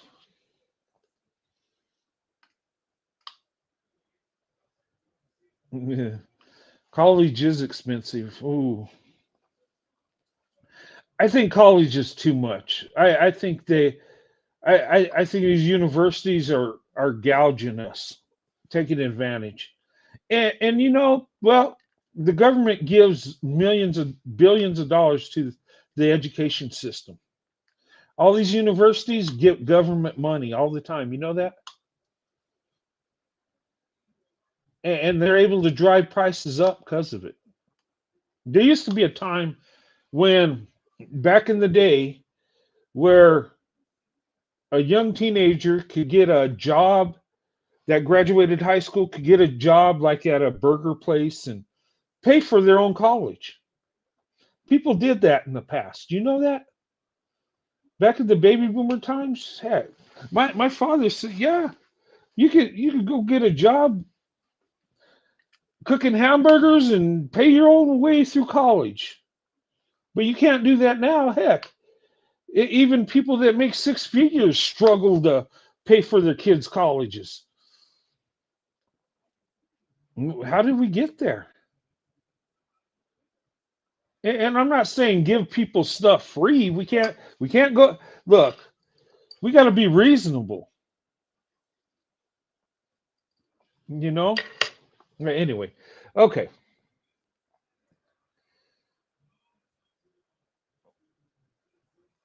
Let's see. What am I show next? Some black people that would point at the white man. Okay, this young lady, she looks real young. She looks like a teenager. But let's hear what she has to say. We will have some black people that would point at the white man and say, you're the reason for all my problems. You're the reason I'm in this predicament. But they're living off of government assistance for 8+ years. Then they say they want reparations on top of it. Okay. Okay. What do you think about that?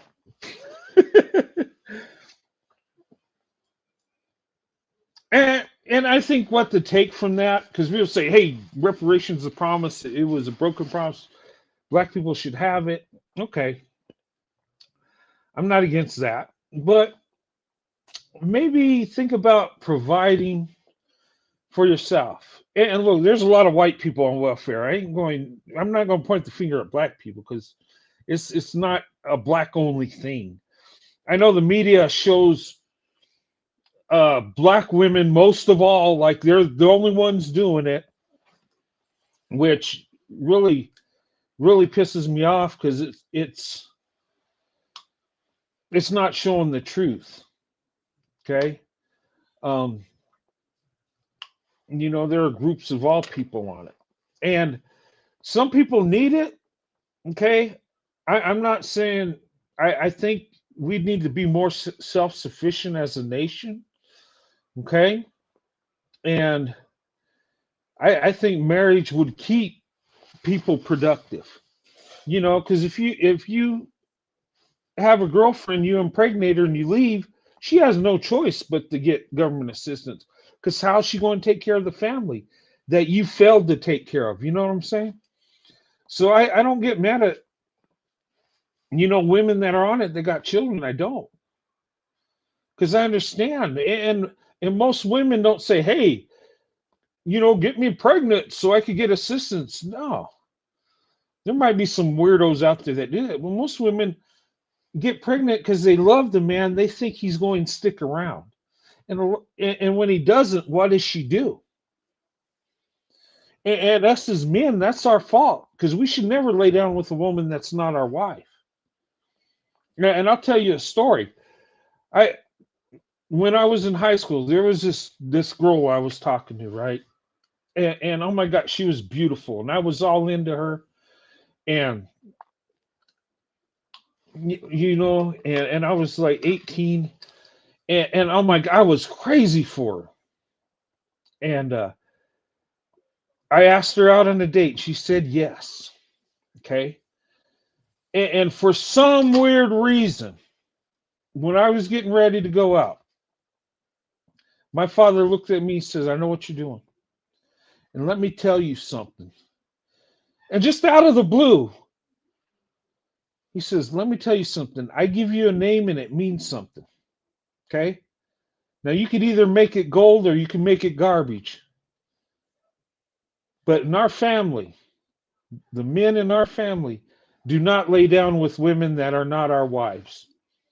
And you remember that. And you can imagine 18, right? Your hormones are raging, and you're attracted to this young lady, and and then we went and parked and looked at the lights of the city, and and then we got to the back seat and making out, and I stopped. Not because I wanted to, but what my father said to me, I couldn't get it out of my head. I just couldn't. And I was mad about it. I was mad at my father. He said that. I could not touch her. I stopped.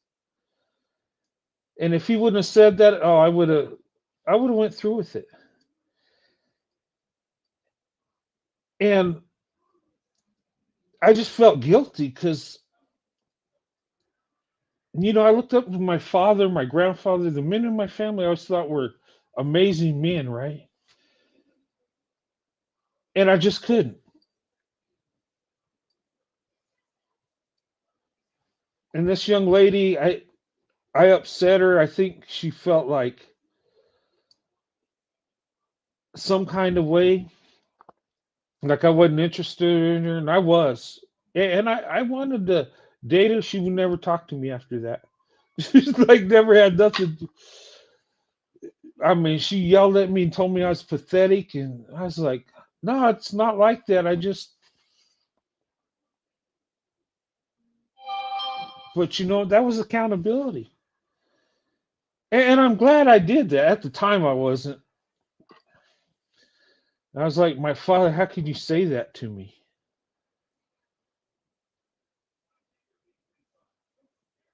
But you know what? When we have accountability, we can make good decisions. Now, I didn't always make a decision like that. There are a lot of decisions I messed up on and did wrong. But the only way to get you right and back on track is accountability. You got to feel guilty. You got to feel bad. And when you do somebody wrong, you make it right. Okay, let me put the link here. Okay, I think that's enough videos. I got many more. They're just. Why did that? Okay. Can you guys see me okay?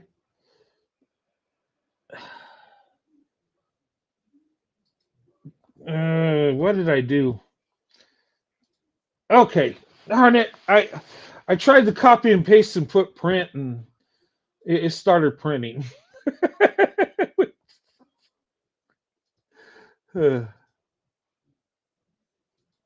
Sorry about that. Okay. I'll put the link if anybody wants to come up.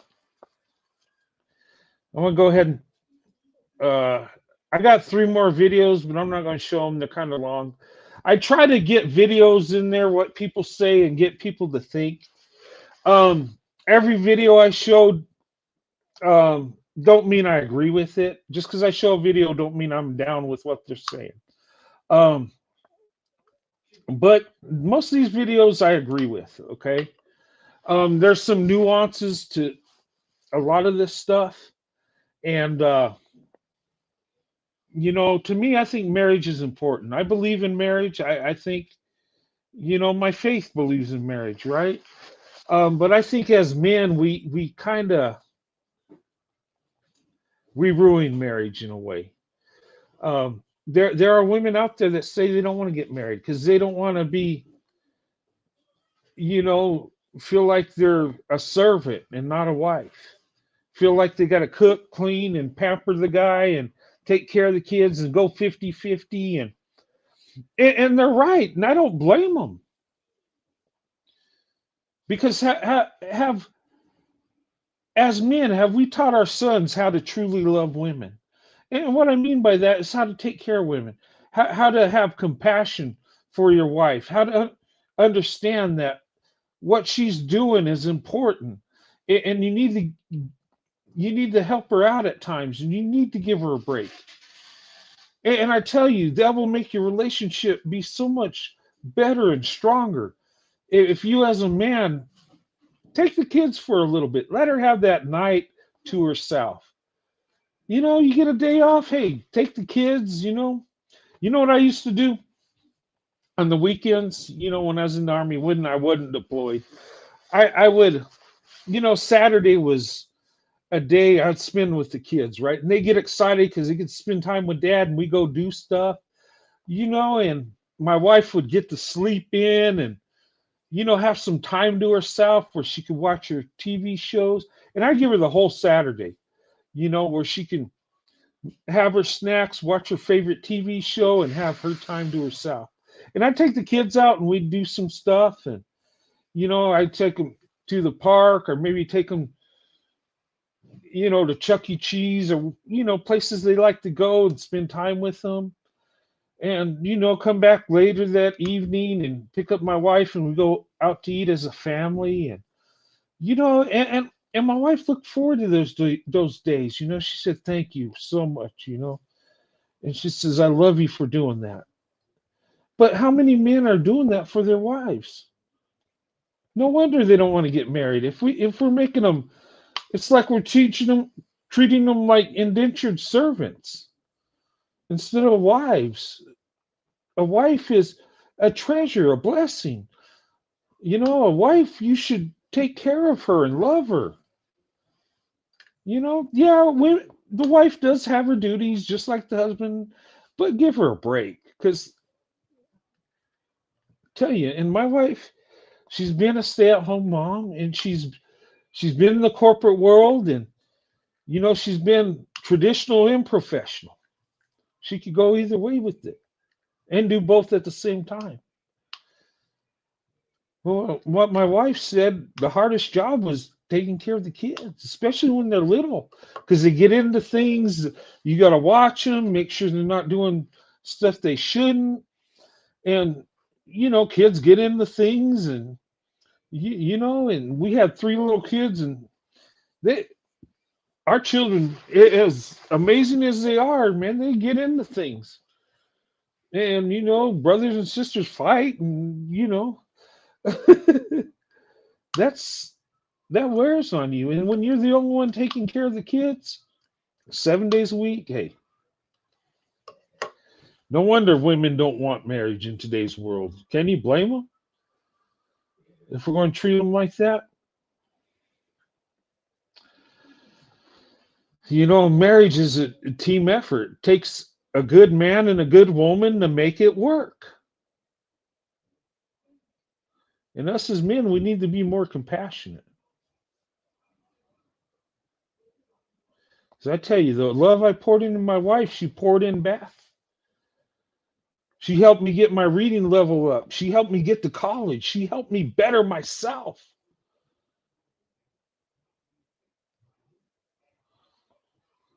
She helped me turn my personal embarrassment into a victory.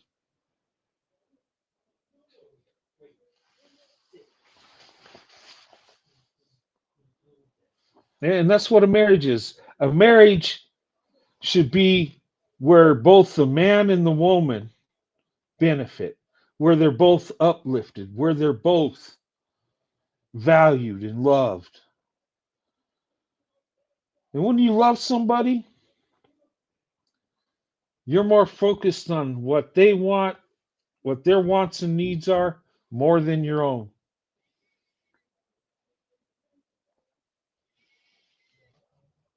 Man, I tell you, that's what it's all about. And look, I'm for swirl to investment. Okay, that's what I say, right? Interracial dating to marriage. Okay, I'm about the swirl when the swirl leads to an investment, when it leads to love. Okay, I'm about the swirl when it's traditional, when it leads to marriage. When you date a black woman, you date her because you love her. You see the beauty in her. You see the value. You see what's in her heart. And that's why you're with her and you marry her. You don't get with her to see what it's like or to have some experience. No, that's not, I don't like that type of swirl. If you're going to swirl out of lust or an experience, don't swirl at all. You need to get help. Okay? I've always been into black women. But you know what? I wasn't looking for the experience. I was looking for a wife. Because I knew the black women in my life, how beautiful and amazing they were, the character they had, the faith they had. That's the wife I wanted. And people always wondered back in the day, why I felt Anita Baker was so attractive and so amazing, right? I didn't know the woman, but I thought she was very attractive, right? People say, well, she's just an everyday woman. No, but what I seen in her is the black women in my life. The black women that were in my life were women of faith, women at church. They kind of looked like Anita Baker. And that image was in my head. The woman that looked like that was an amazing woman that had a good heart, that was loving, had character.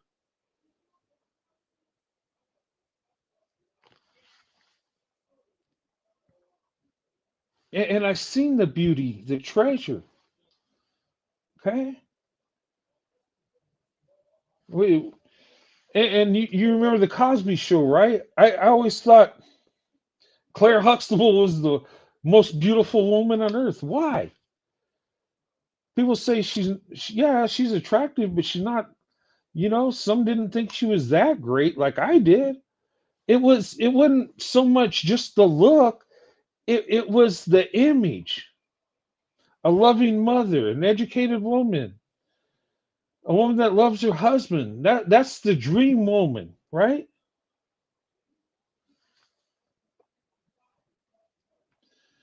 But see, I was looking for the heart. I was looking for what was inside. I wasn't looking just for the outer beauty. And I think that's what we miss as men. And I had a amazing father that taught me the right way. That you value women, you love them, you take care of them.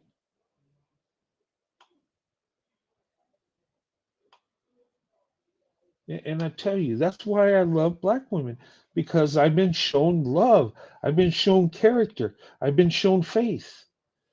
And I see that in so many black women, and I'm amazed and I'm in love with that, and it's just beautiful. And my wife reflects that, you know? But too many times And I think us as men that we just,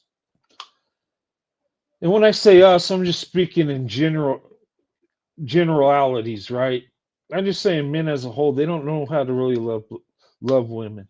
They don't know how to emotionally connect, you know? And do they really love their wives and their girlfriends, or is it just about the outer beauty? Is it just about how good they look? I don't know. But in today's world, the way marriages are, the way society is, we need to find people. We need to find somebody that you need to find somebody that you love that loves you back. Someone that shares your values. Someone that shares the same things you want in life that you can build with.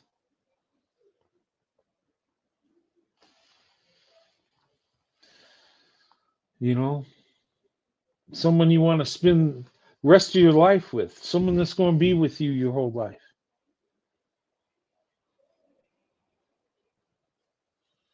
And maybe that person looks different than you. It's okay. It's okay. It's okay to love black women. Listen to me, white men. It's okay to love black women. Black women are beautiful, amazing women.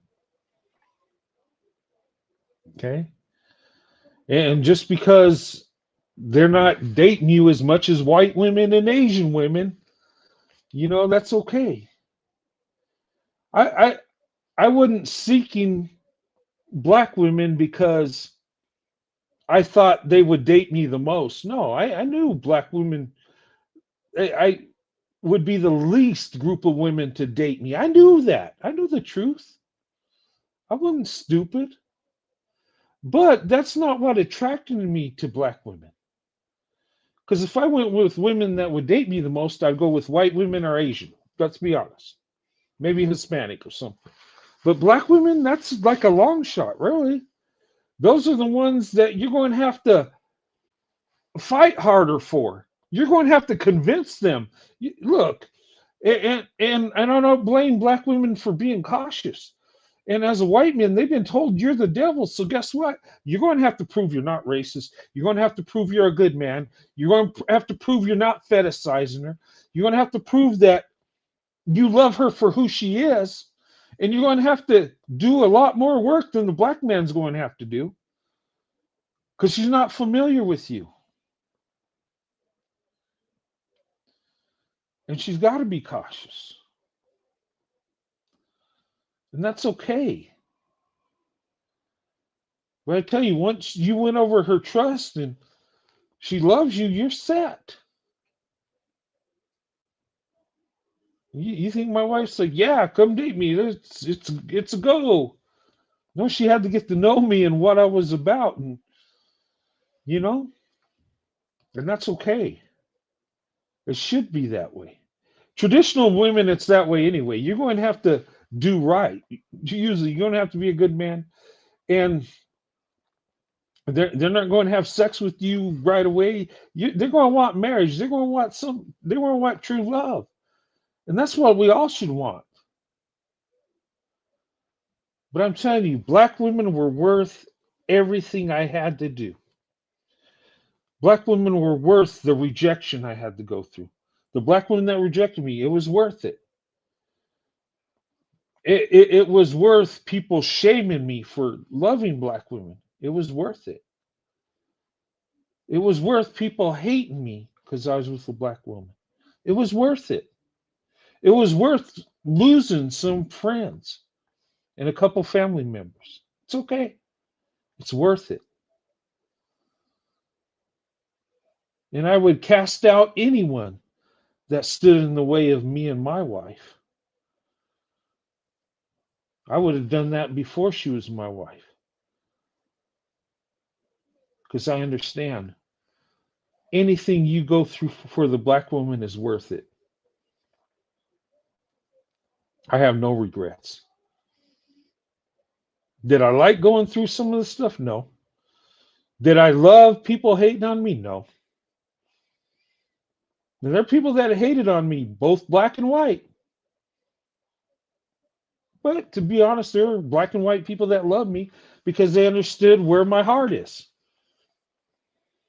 So it wasn't all negative. But I'm telling you, everything you have to go through for the black woman is worth it and more. And I would do it 1,000,000 times over. Maybe in the past, and look, and if I grew up in the past, it'd be the same way. I might not walk the earth too long because either black people or white people would have got a hold of me. But hey, I can't control my heart and I can't control the beauty that I see, the woman I desire to be with, because I seen the truth. And I was able to choose my own path and go where I wanted to go. I didn't have to live in the collective. I didn't have to go which way my group is going. And I'm so glad, and I thank God I had the courage to do it. Thank God I had good parents that never tried to stop me, that only cared that I had a wife that loved me, that had character. They didn't care about the skin tone.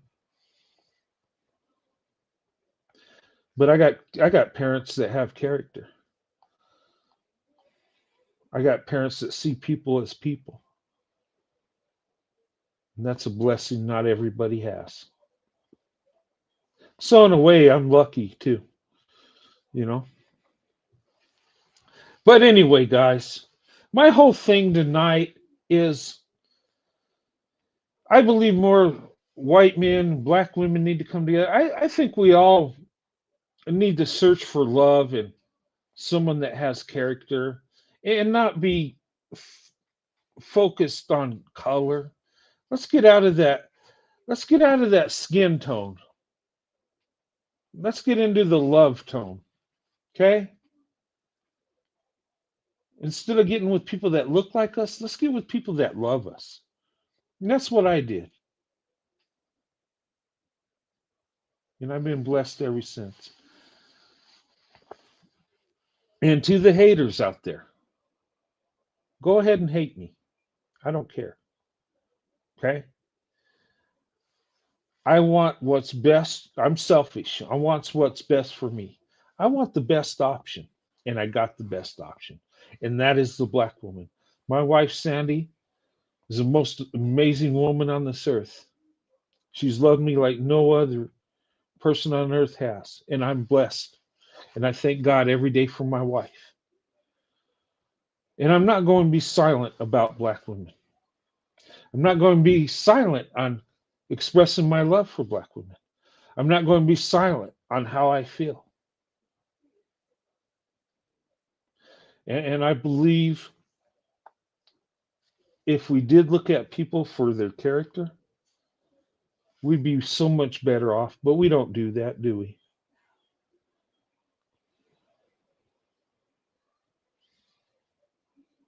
Be that individual. See the truth. You know, it's like we're so polarized. We can't even love people that think different than us. Look at the world we're in. Look at what's going on. People are at each other's throats over politics. Really? Liberal, conservative, just hating each other, can't talk to each other, just showing hate. You don't believe like me, so I might just cast you away. Just how many times we see that? I don't even like watching the news no more. It's just stupid.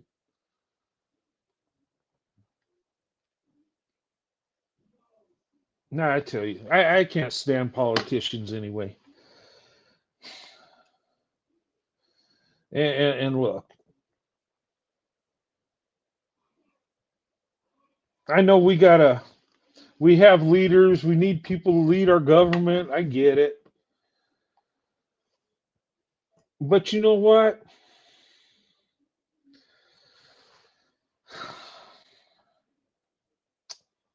some of the people we got running our country, I don't know whether they're right or left. I don't even know if I want to belong to a political party anymore. They both suck. They really do. The Republicans, they got white nationalists in there, and not all of them are white nationalists. Don't get me wrong. Most of them are not that, but they're there. And then you got the Democrats. They got the black nationalists. Same bullshit, different skin tones. And do they really care about us? Do they? It's all about power. Special interest groups run our country, really. Education's out of control. Prices for that. Our freaking healthcare cost has gone out. I don't know what the hell happened there. You know, too many people making money off our misery. No wonder our birth rate's going down. And like I said, I think we should work for everything we get. I don't think nothing should be handed to us. But we need reasonable prices. Come on. Okay, I don't want to get political. Maybe I'll start my own political party. What do you think? You know?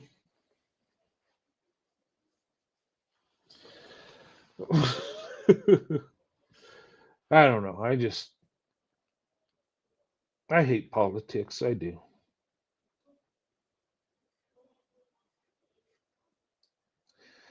We just can't accept people for their beliefs. We just got to hate them because they don't think like us.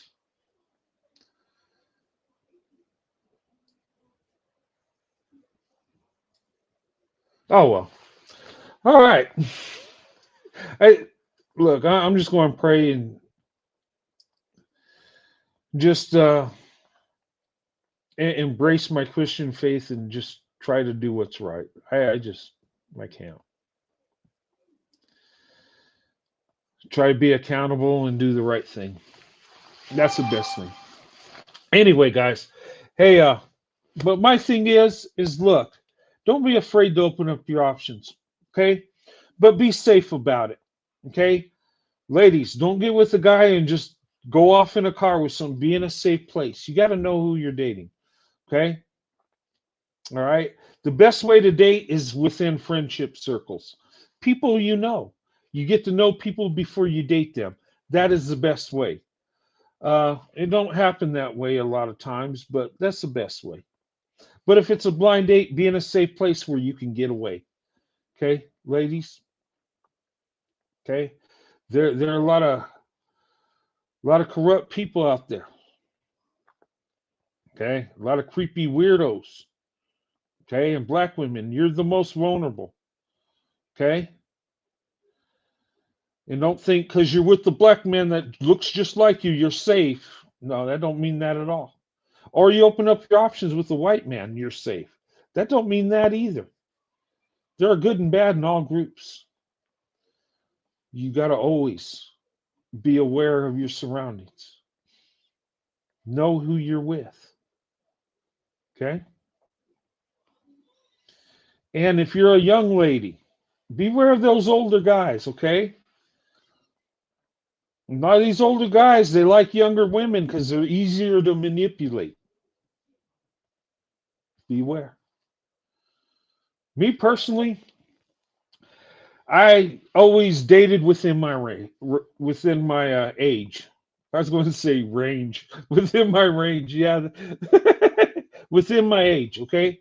And I'm not trying to put nobody down that's got an age gap. But for me personally, I just feel it's better to be with somebody my age. Me and my wife are the same age, okay? Born the same year. We were the same generation. We got a lot in common. And if anything happened to my wife, God forbid, I would never get married again anyway. But if I did, it would be somebody my age. That's just me. I had trouble dating a woman that's a couple years younger than me. I just don't feel right. You know, she could be a little older than me. I'm okay, but younger. I don't know. Just me. I just and that's just how I am. You know, I don't know how these old guys get with young women. That just mm, to me that just I hate to say that. I would feel creepy doing it. Okay, I just mm-mm, mm-mm, mm-mm. If you're 2 years younger than me, I would, and I was like that. If I was 18, she was 16. I mean, if I would, before I got married, if I was 21, she's 19. I couldn't. No, and people say nothing wrong with that. I just didn't feel right. Now, if I'm 21 and she's 26, I could do that.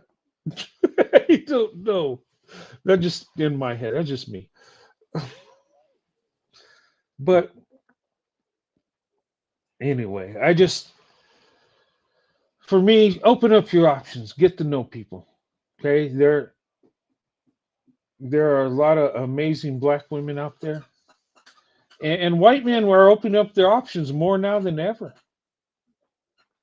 A lot of white men are marrying Asian women, Hispanic women. Mm. The marriages between white men and black women is growing, getting stronger. And I call the black woman, white man.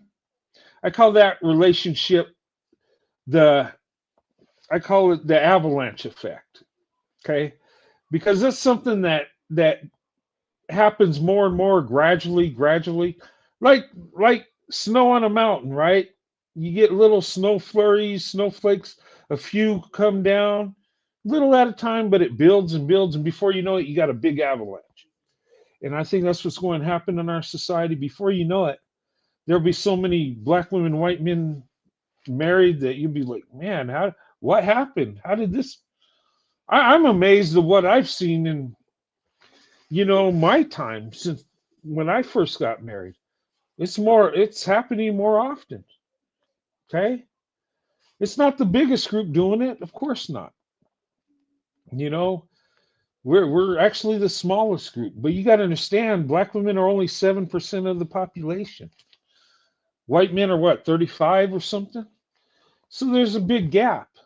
And a lot of white men aren't around a lot of black women. So it's not that we don't want to get together. It's just sometimes we're just not in the same places. And then you got that racial barrier, and you got the pro blacko wackos trying to stop black women from getting with white men. So you got to deal with that. A lot of variables there.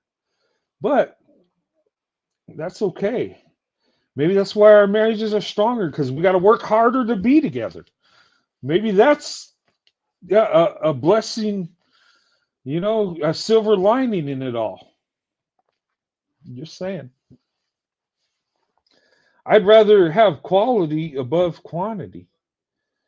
And that's what black women, to me, represent. Quality, a quality woman. Yeah, I'm not going to have as much success dating black women as white women or Asian. I get it.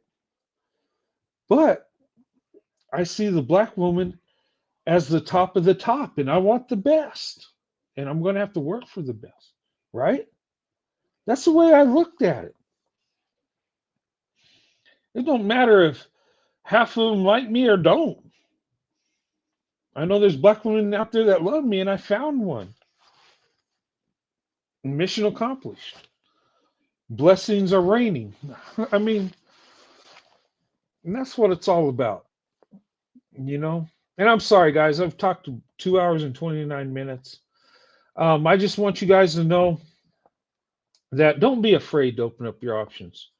Okay, don't be afraid. Okay, us white men, we're not all racist and mayonnaise eating weirdos. Okay, unlike what you heard. Okay, we got a heart too. We're human beings. Okay, you might find out some of us are all right. You might say, "Dang, you're okay." You might find out there's white men that love you and think you're amazing. and just ready to give you their heart. We're there. Get to know for yourself. Don't buy off on stereotypes and generalizations. Okay, find out for yourself. Find out the truth.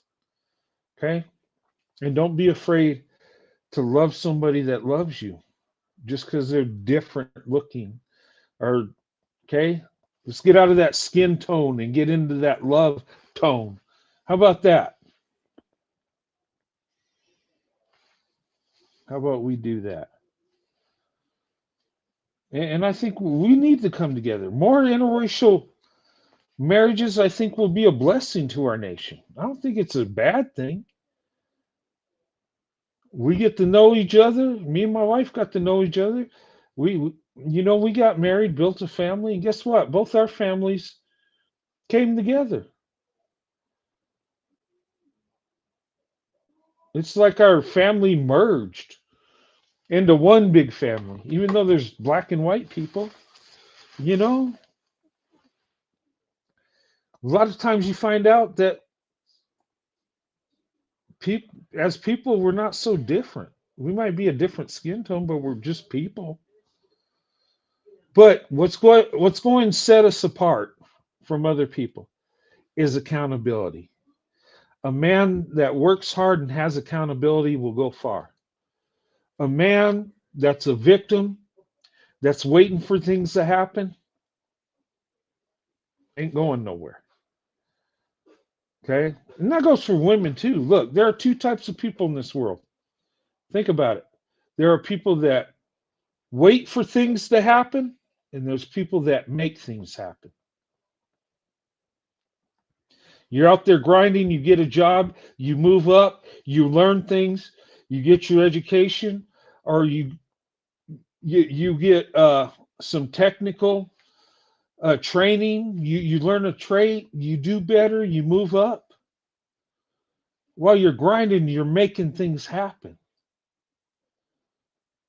But the guy that sits on the couch and waits for somebody to give him a job, or hope he hits the lotto, usually that guy nothing happens. So who are you tonight? Who am I? Are we waiting for things to happen, or are we making things happen? You want to date a black woman, you make it happen. You go talk to that black woman. She turns you down, you go talk to another one. Okay? Just think of it this way. Your heart is for the black woman, and she turns you down, that's her loss. I'm going to the next one. And ladies, if you want to open up your options and that man don't notice you, that's his loss. You don't have the courage to walk up and talk to you. Hey, no guts, no glory, right? You're either making things happen or you're waiting for things to happen. Now, white men, you want to date black women? A black woman might approach you, might take a shot with you. That happens every once in a blue moon. But are you going to wait for it to happen, or are you going to make it happen? And with black women, from what I've learned and from what I've been told from black women love men that have confidence. They want a man that has humility, don't think he's all that, but has the confidence to make things happen. Because what a woman wants in a man is a man that's going to work hard, make it happen. Black women want a man that has that can-do attitude, that gets knocked down, gets right back up, and keeps fighting, keeps pushing, keeps grinding. The man that is making things happen, not waiting for things to happen. Huh? But anyway, I'm kind of drifting all over the place, but sorry. I just, that's what's in my heart. And I just think too many black women, white men that have love for each other, let that love go. And maybe it's more happening more in my time, because it wasn't a norm for black women, white men to date or marry. You know, it happened, but it wasn't a normal thing. It's more normal now, and maybe people are opening up their options more and not caving into society or what family and friends think, and going for who they love. Hopefully, that's where it's going. Because I know too many people that wish they would have went invested in that black woman. Too many black women I know that wish they would have gave that white guy a chance, and they're regretting it now. Either because they were afraid of what society thought, maybe they were pro whatever race they are, pro white, pro black, and couldn't do it. I don't know what the case, you know, but they missed their blessing because they were afraid. What are you going to do? Are you going to miss your blessing because of what somebody thinks? Because some hater don't like it? Because some black nationalist or white nationalist thinks it's wrong? So what? That's their problem. Anyway, guys, I love you guys. I hope you enjoyed the show. I know I talk too much like I always do, but I love talking. I love talking to you, and I want to be a blessing to you. I do. I hope that I can be uplifting to you, make you feel good about yourself, give you confidence. And we all need that as people. We need some uplifting every now and then. We do. We're human. It feels good when somebody shows you love and says, I believe in you. You can do it. Someone that says, you know what? I don't agree with you, but I love you because you're awesome. You know, it feels good to get that. So many times we're rejected in life from family, friends, and people that don't agree with what we're doing. It feels good for someone to show you love. It feels good to not feel like that lone wolf. It does. And you guys have shown me that many times, and I love you for that. And look, I never thought I would be doing this long. When I first started YouTube, I thought, I'll try it and see what it's like. You know, see if I get a channel going, get some people talking, you know, and share my life story and my marriage and encourage others to open up their options. That's what I was thinking. But I thought, you know, I ain't going to do this forever. I just thought it was going to be a short-term thing, and I'd try it, and that'd be the end of it. But something happened. I started getting people, you know, it started out, I did a video and didn't get no views. Waited. I got one view. Oh my God, somebody watched my video. Then I got a couple, and like, you felt good because there's a couple people. And then when somebody gives you a comment, it says, oh, I love your video and what you said is right on. You're like, yeah, it uplifts you. And I remember that time I got 40 subscribers. I was so happy. I was on cloud nine. I told my wife, I got 40. I was so excited. And so many people would laugh at that. Like, yeah, there's people got hundreds of thousands of subscribers. That ain't nothing. You know, there's people that laugh at my channel. No, you got 9,000, well, whatever. They got like 20,000, 50,000. Oh well, that's okay. I'm happy with what I got, and you know, God tells us be content. You know, heck, 40 was great. What I got now is I can't believe it. But I got people on this channel that have a big heart, that care, that are loving, are amazing. You know, and connecting with you during a video or a live stream or a prayer meeting, that means the world to me. It really does. Some people think I get my heart wrapped in it too much, that when people leave my channel or there's a misunderstanding, I do take it hard. And maybe harder than I should, but I was raised to value relationships. Okay, whether it's not just dating and marriage relationships, but friendships. Relationships, co-workers, people you work with, people that you're friends with. I value that. People on the internet, I might never see in my life, but I value what they're saying, and I could connect. I can learn some things from people, and I have. That's valuable. And when people leave or get mad at me, that I'm be honest, that hurts. It really does. Because I value that relationship. And it breaks my heart.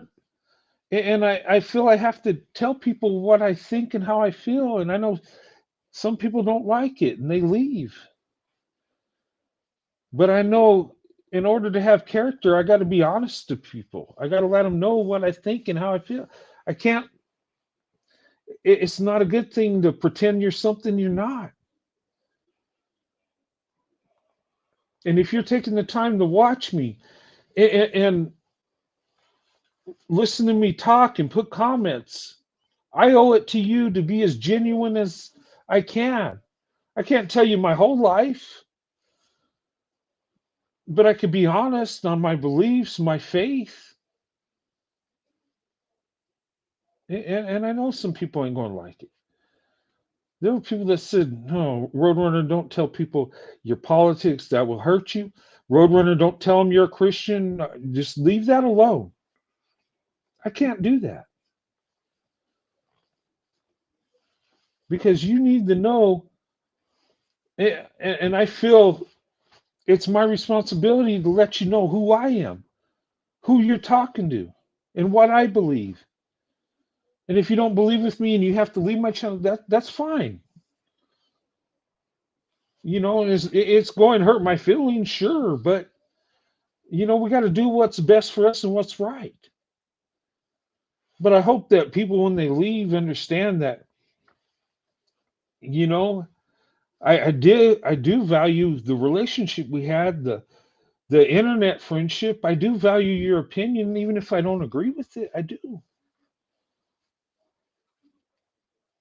But I'm used to being that lone wolf. Look, growing up and only dating black women and married, look, you don't think people cast me aside for that? They did. These people that come on and hate on me, that's everyday life for me. Go ahead, give me hate, whatever. But you know what? I'm happy. I'm with the woman I love. I got an awesome wife. I got an awesome family. Through the heartbreak, and all the drama and all the crap, God's taking care of me. He's blessed me with a good wife, a good family. And I want to share that love with you guys. Okay? I want you to know that, I appreciate you guys following me. I appreciate you watching my videos and live streams, taking time out. I value that. And I don't take you for granted. I know if you ever get tired of me, I'm gone. And that's okay. But I will tell you this. I've enjoyed the ride the whole way. And I do miss people that have left YouTube, that I've been good friends with, did shows with. It breaks my heart like you wouldn't believe. But I know they got a life to live and they're moving on. But I do miss them. And I see you guys on here and you leave. That is heartbreaking. And the reason is I value the relationship we have. I value you being here. And I want you to feel comfortable being here, regardless. I don't care your politics, your religion, whatever you want. That's your business. I value you for you. And I thank God when you value me for who I am, you know? And I just want you to know that. And I'll keep doing this as long as I can. As long as you guys allow me to be here, I'll be here. Okay? The Swirl to Investment Network, that's your channel. I'm the CEO, and when you get tired of what I'm saying, you can fire me. That's how I look at it. Because Swirl to Investment is not me. I'm a little piece of the puzzle. Interracial marriage has been going on a lot longer than I've been on this earth. Swirl to Investment's been happening for centuries. And the people that did it before us had to do it secretly, had to be in that secret swirl society that couldn't openly show love to one another. They had to do it in the background, behind closed doors, in the shadows. But today we're blessed. We could date and marry whoever we want. And we won't be thrown in jail for it. We won't be beaten. We won't be unalived for who we love. We could do what we want.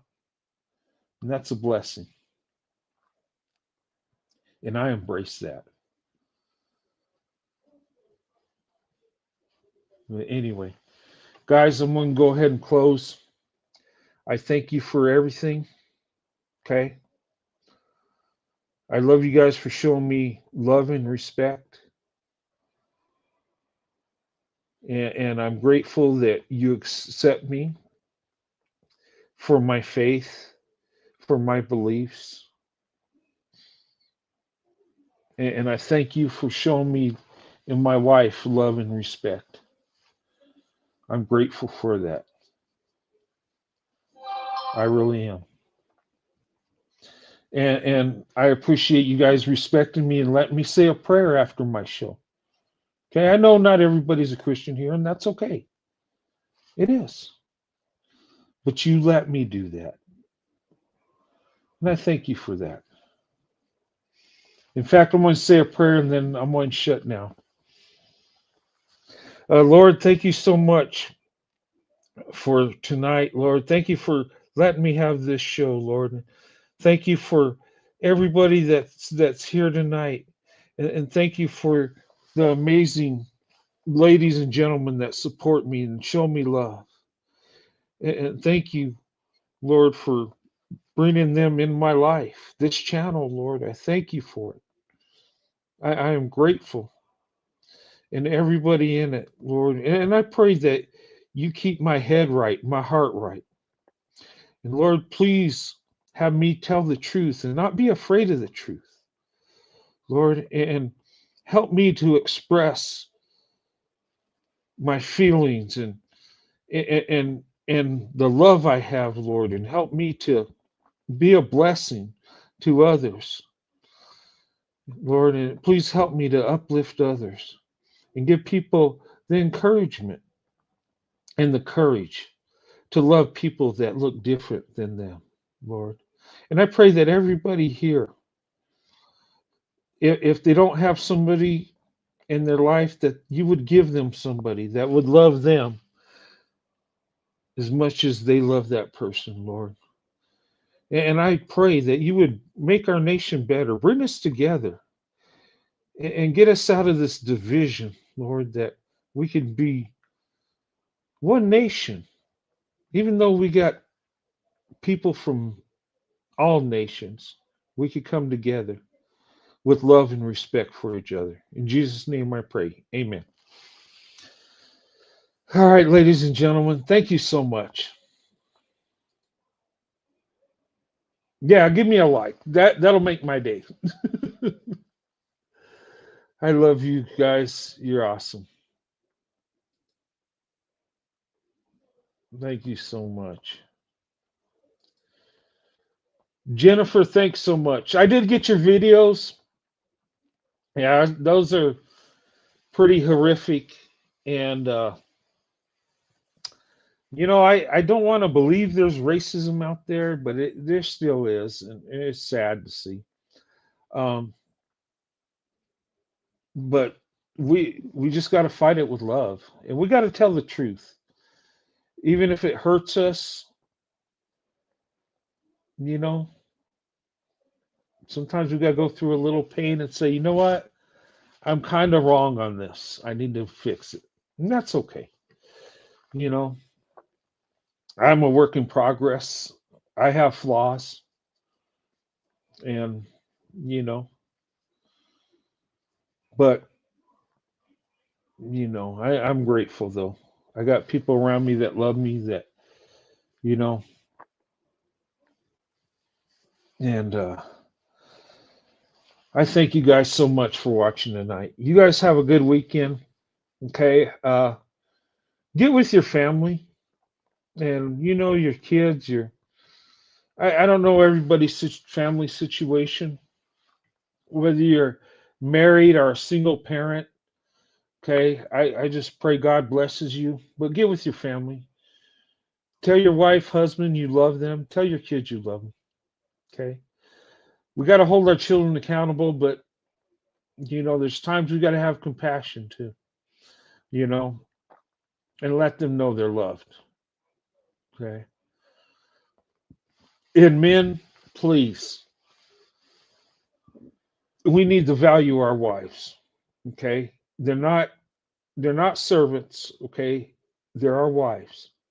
They're our blessing, our treasure. Take care of them. Okay. And ladies, put yourself first. Okay. Black women, you're doing amazing things. And, the world might not give you credit for, well, I know they don't. Okay. Let's be honest. Black women, you're probably the most attacked group of people on this planet. Okay. But you know what? The devil always attacks the best. Okay. Keep that in mind. You are a blessing, and evil attacks blessings. Anyway, guys, have a good night. God bless you and your family.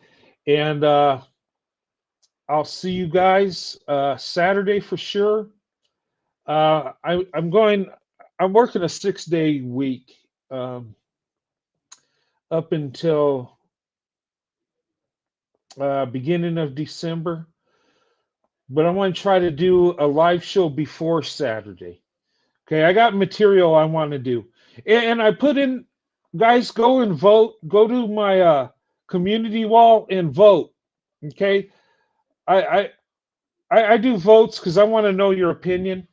And I did one where I was asking what group of men is more open to, out of men that love black women, what group is more open to marrying a black woman that's a single mother. Okay, I don't know the answer.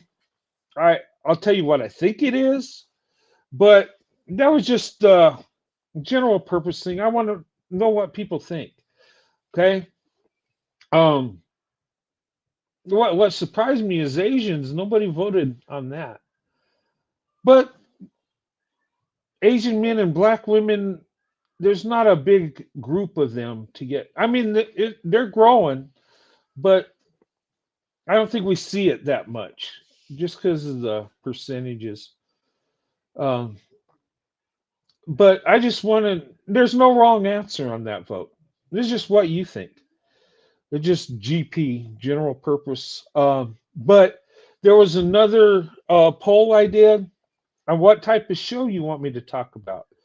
And I was going to talk about interracial relationships, young couples, middle-aged couples was another one, and plus-size black women. A lot of people have asked me to do a show about plus-size women interracially dating. Okay, And I want to do that show and let black women know, if you're plus size, there's men that love you, okay? Um, there are a lot of beautiful plus size women out there, okay? And don't think because you're plus size that, white men only want skinny women and, we got to have supermodels and all that other crazy nonsense. We're human beings, okay? Beauty is in the eye of the beholder, okay? And I find a lot of plus size women are beautiful. No, I'm a plus size guy. What? Okay. Like, I am losing weight though. But anyway, I mean, what do you want me to do a show on? This is your channel. And if you want to be a part of the show, you can too. Okay. Um, anytime black women want to do a show, I'm always open. Unless it's a pro-black woman that wants to attack interracial relationship, I'm not going to do that. But I mean, if I like to highlight, good things black women are doing. And like I said, black women don't get the credit they deserve. Not even close. I mean, heck, how long did it take for us to find out black women were working for NASA doing amazing things?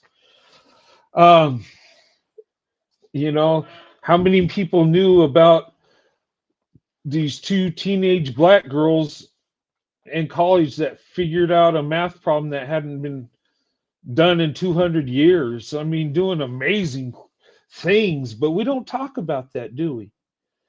And I'm so upset with the media, whether it's right or left. They don't show a positive light on black women.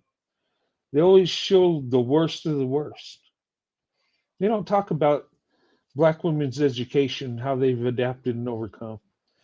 They don't talk too much about how black women, uplift us and make us better as men. And yes, even us white men, you make our marriages go up, you make our divorce rates go lower. White men do better with black women than any other group of women.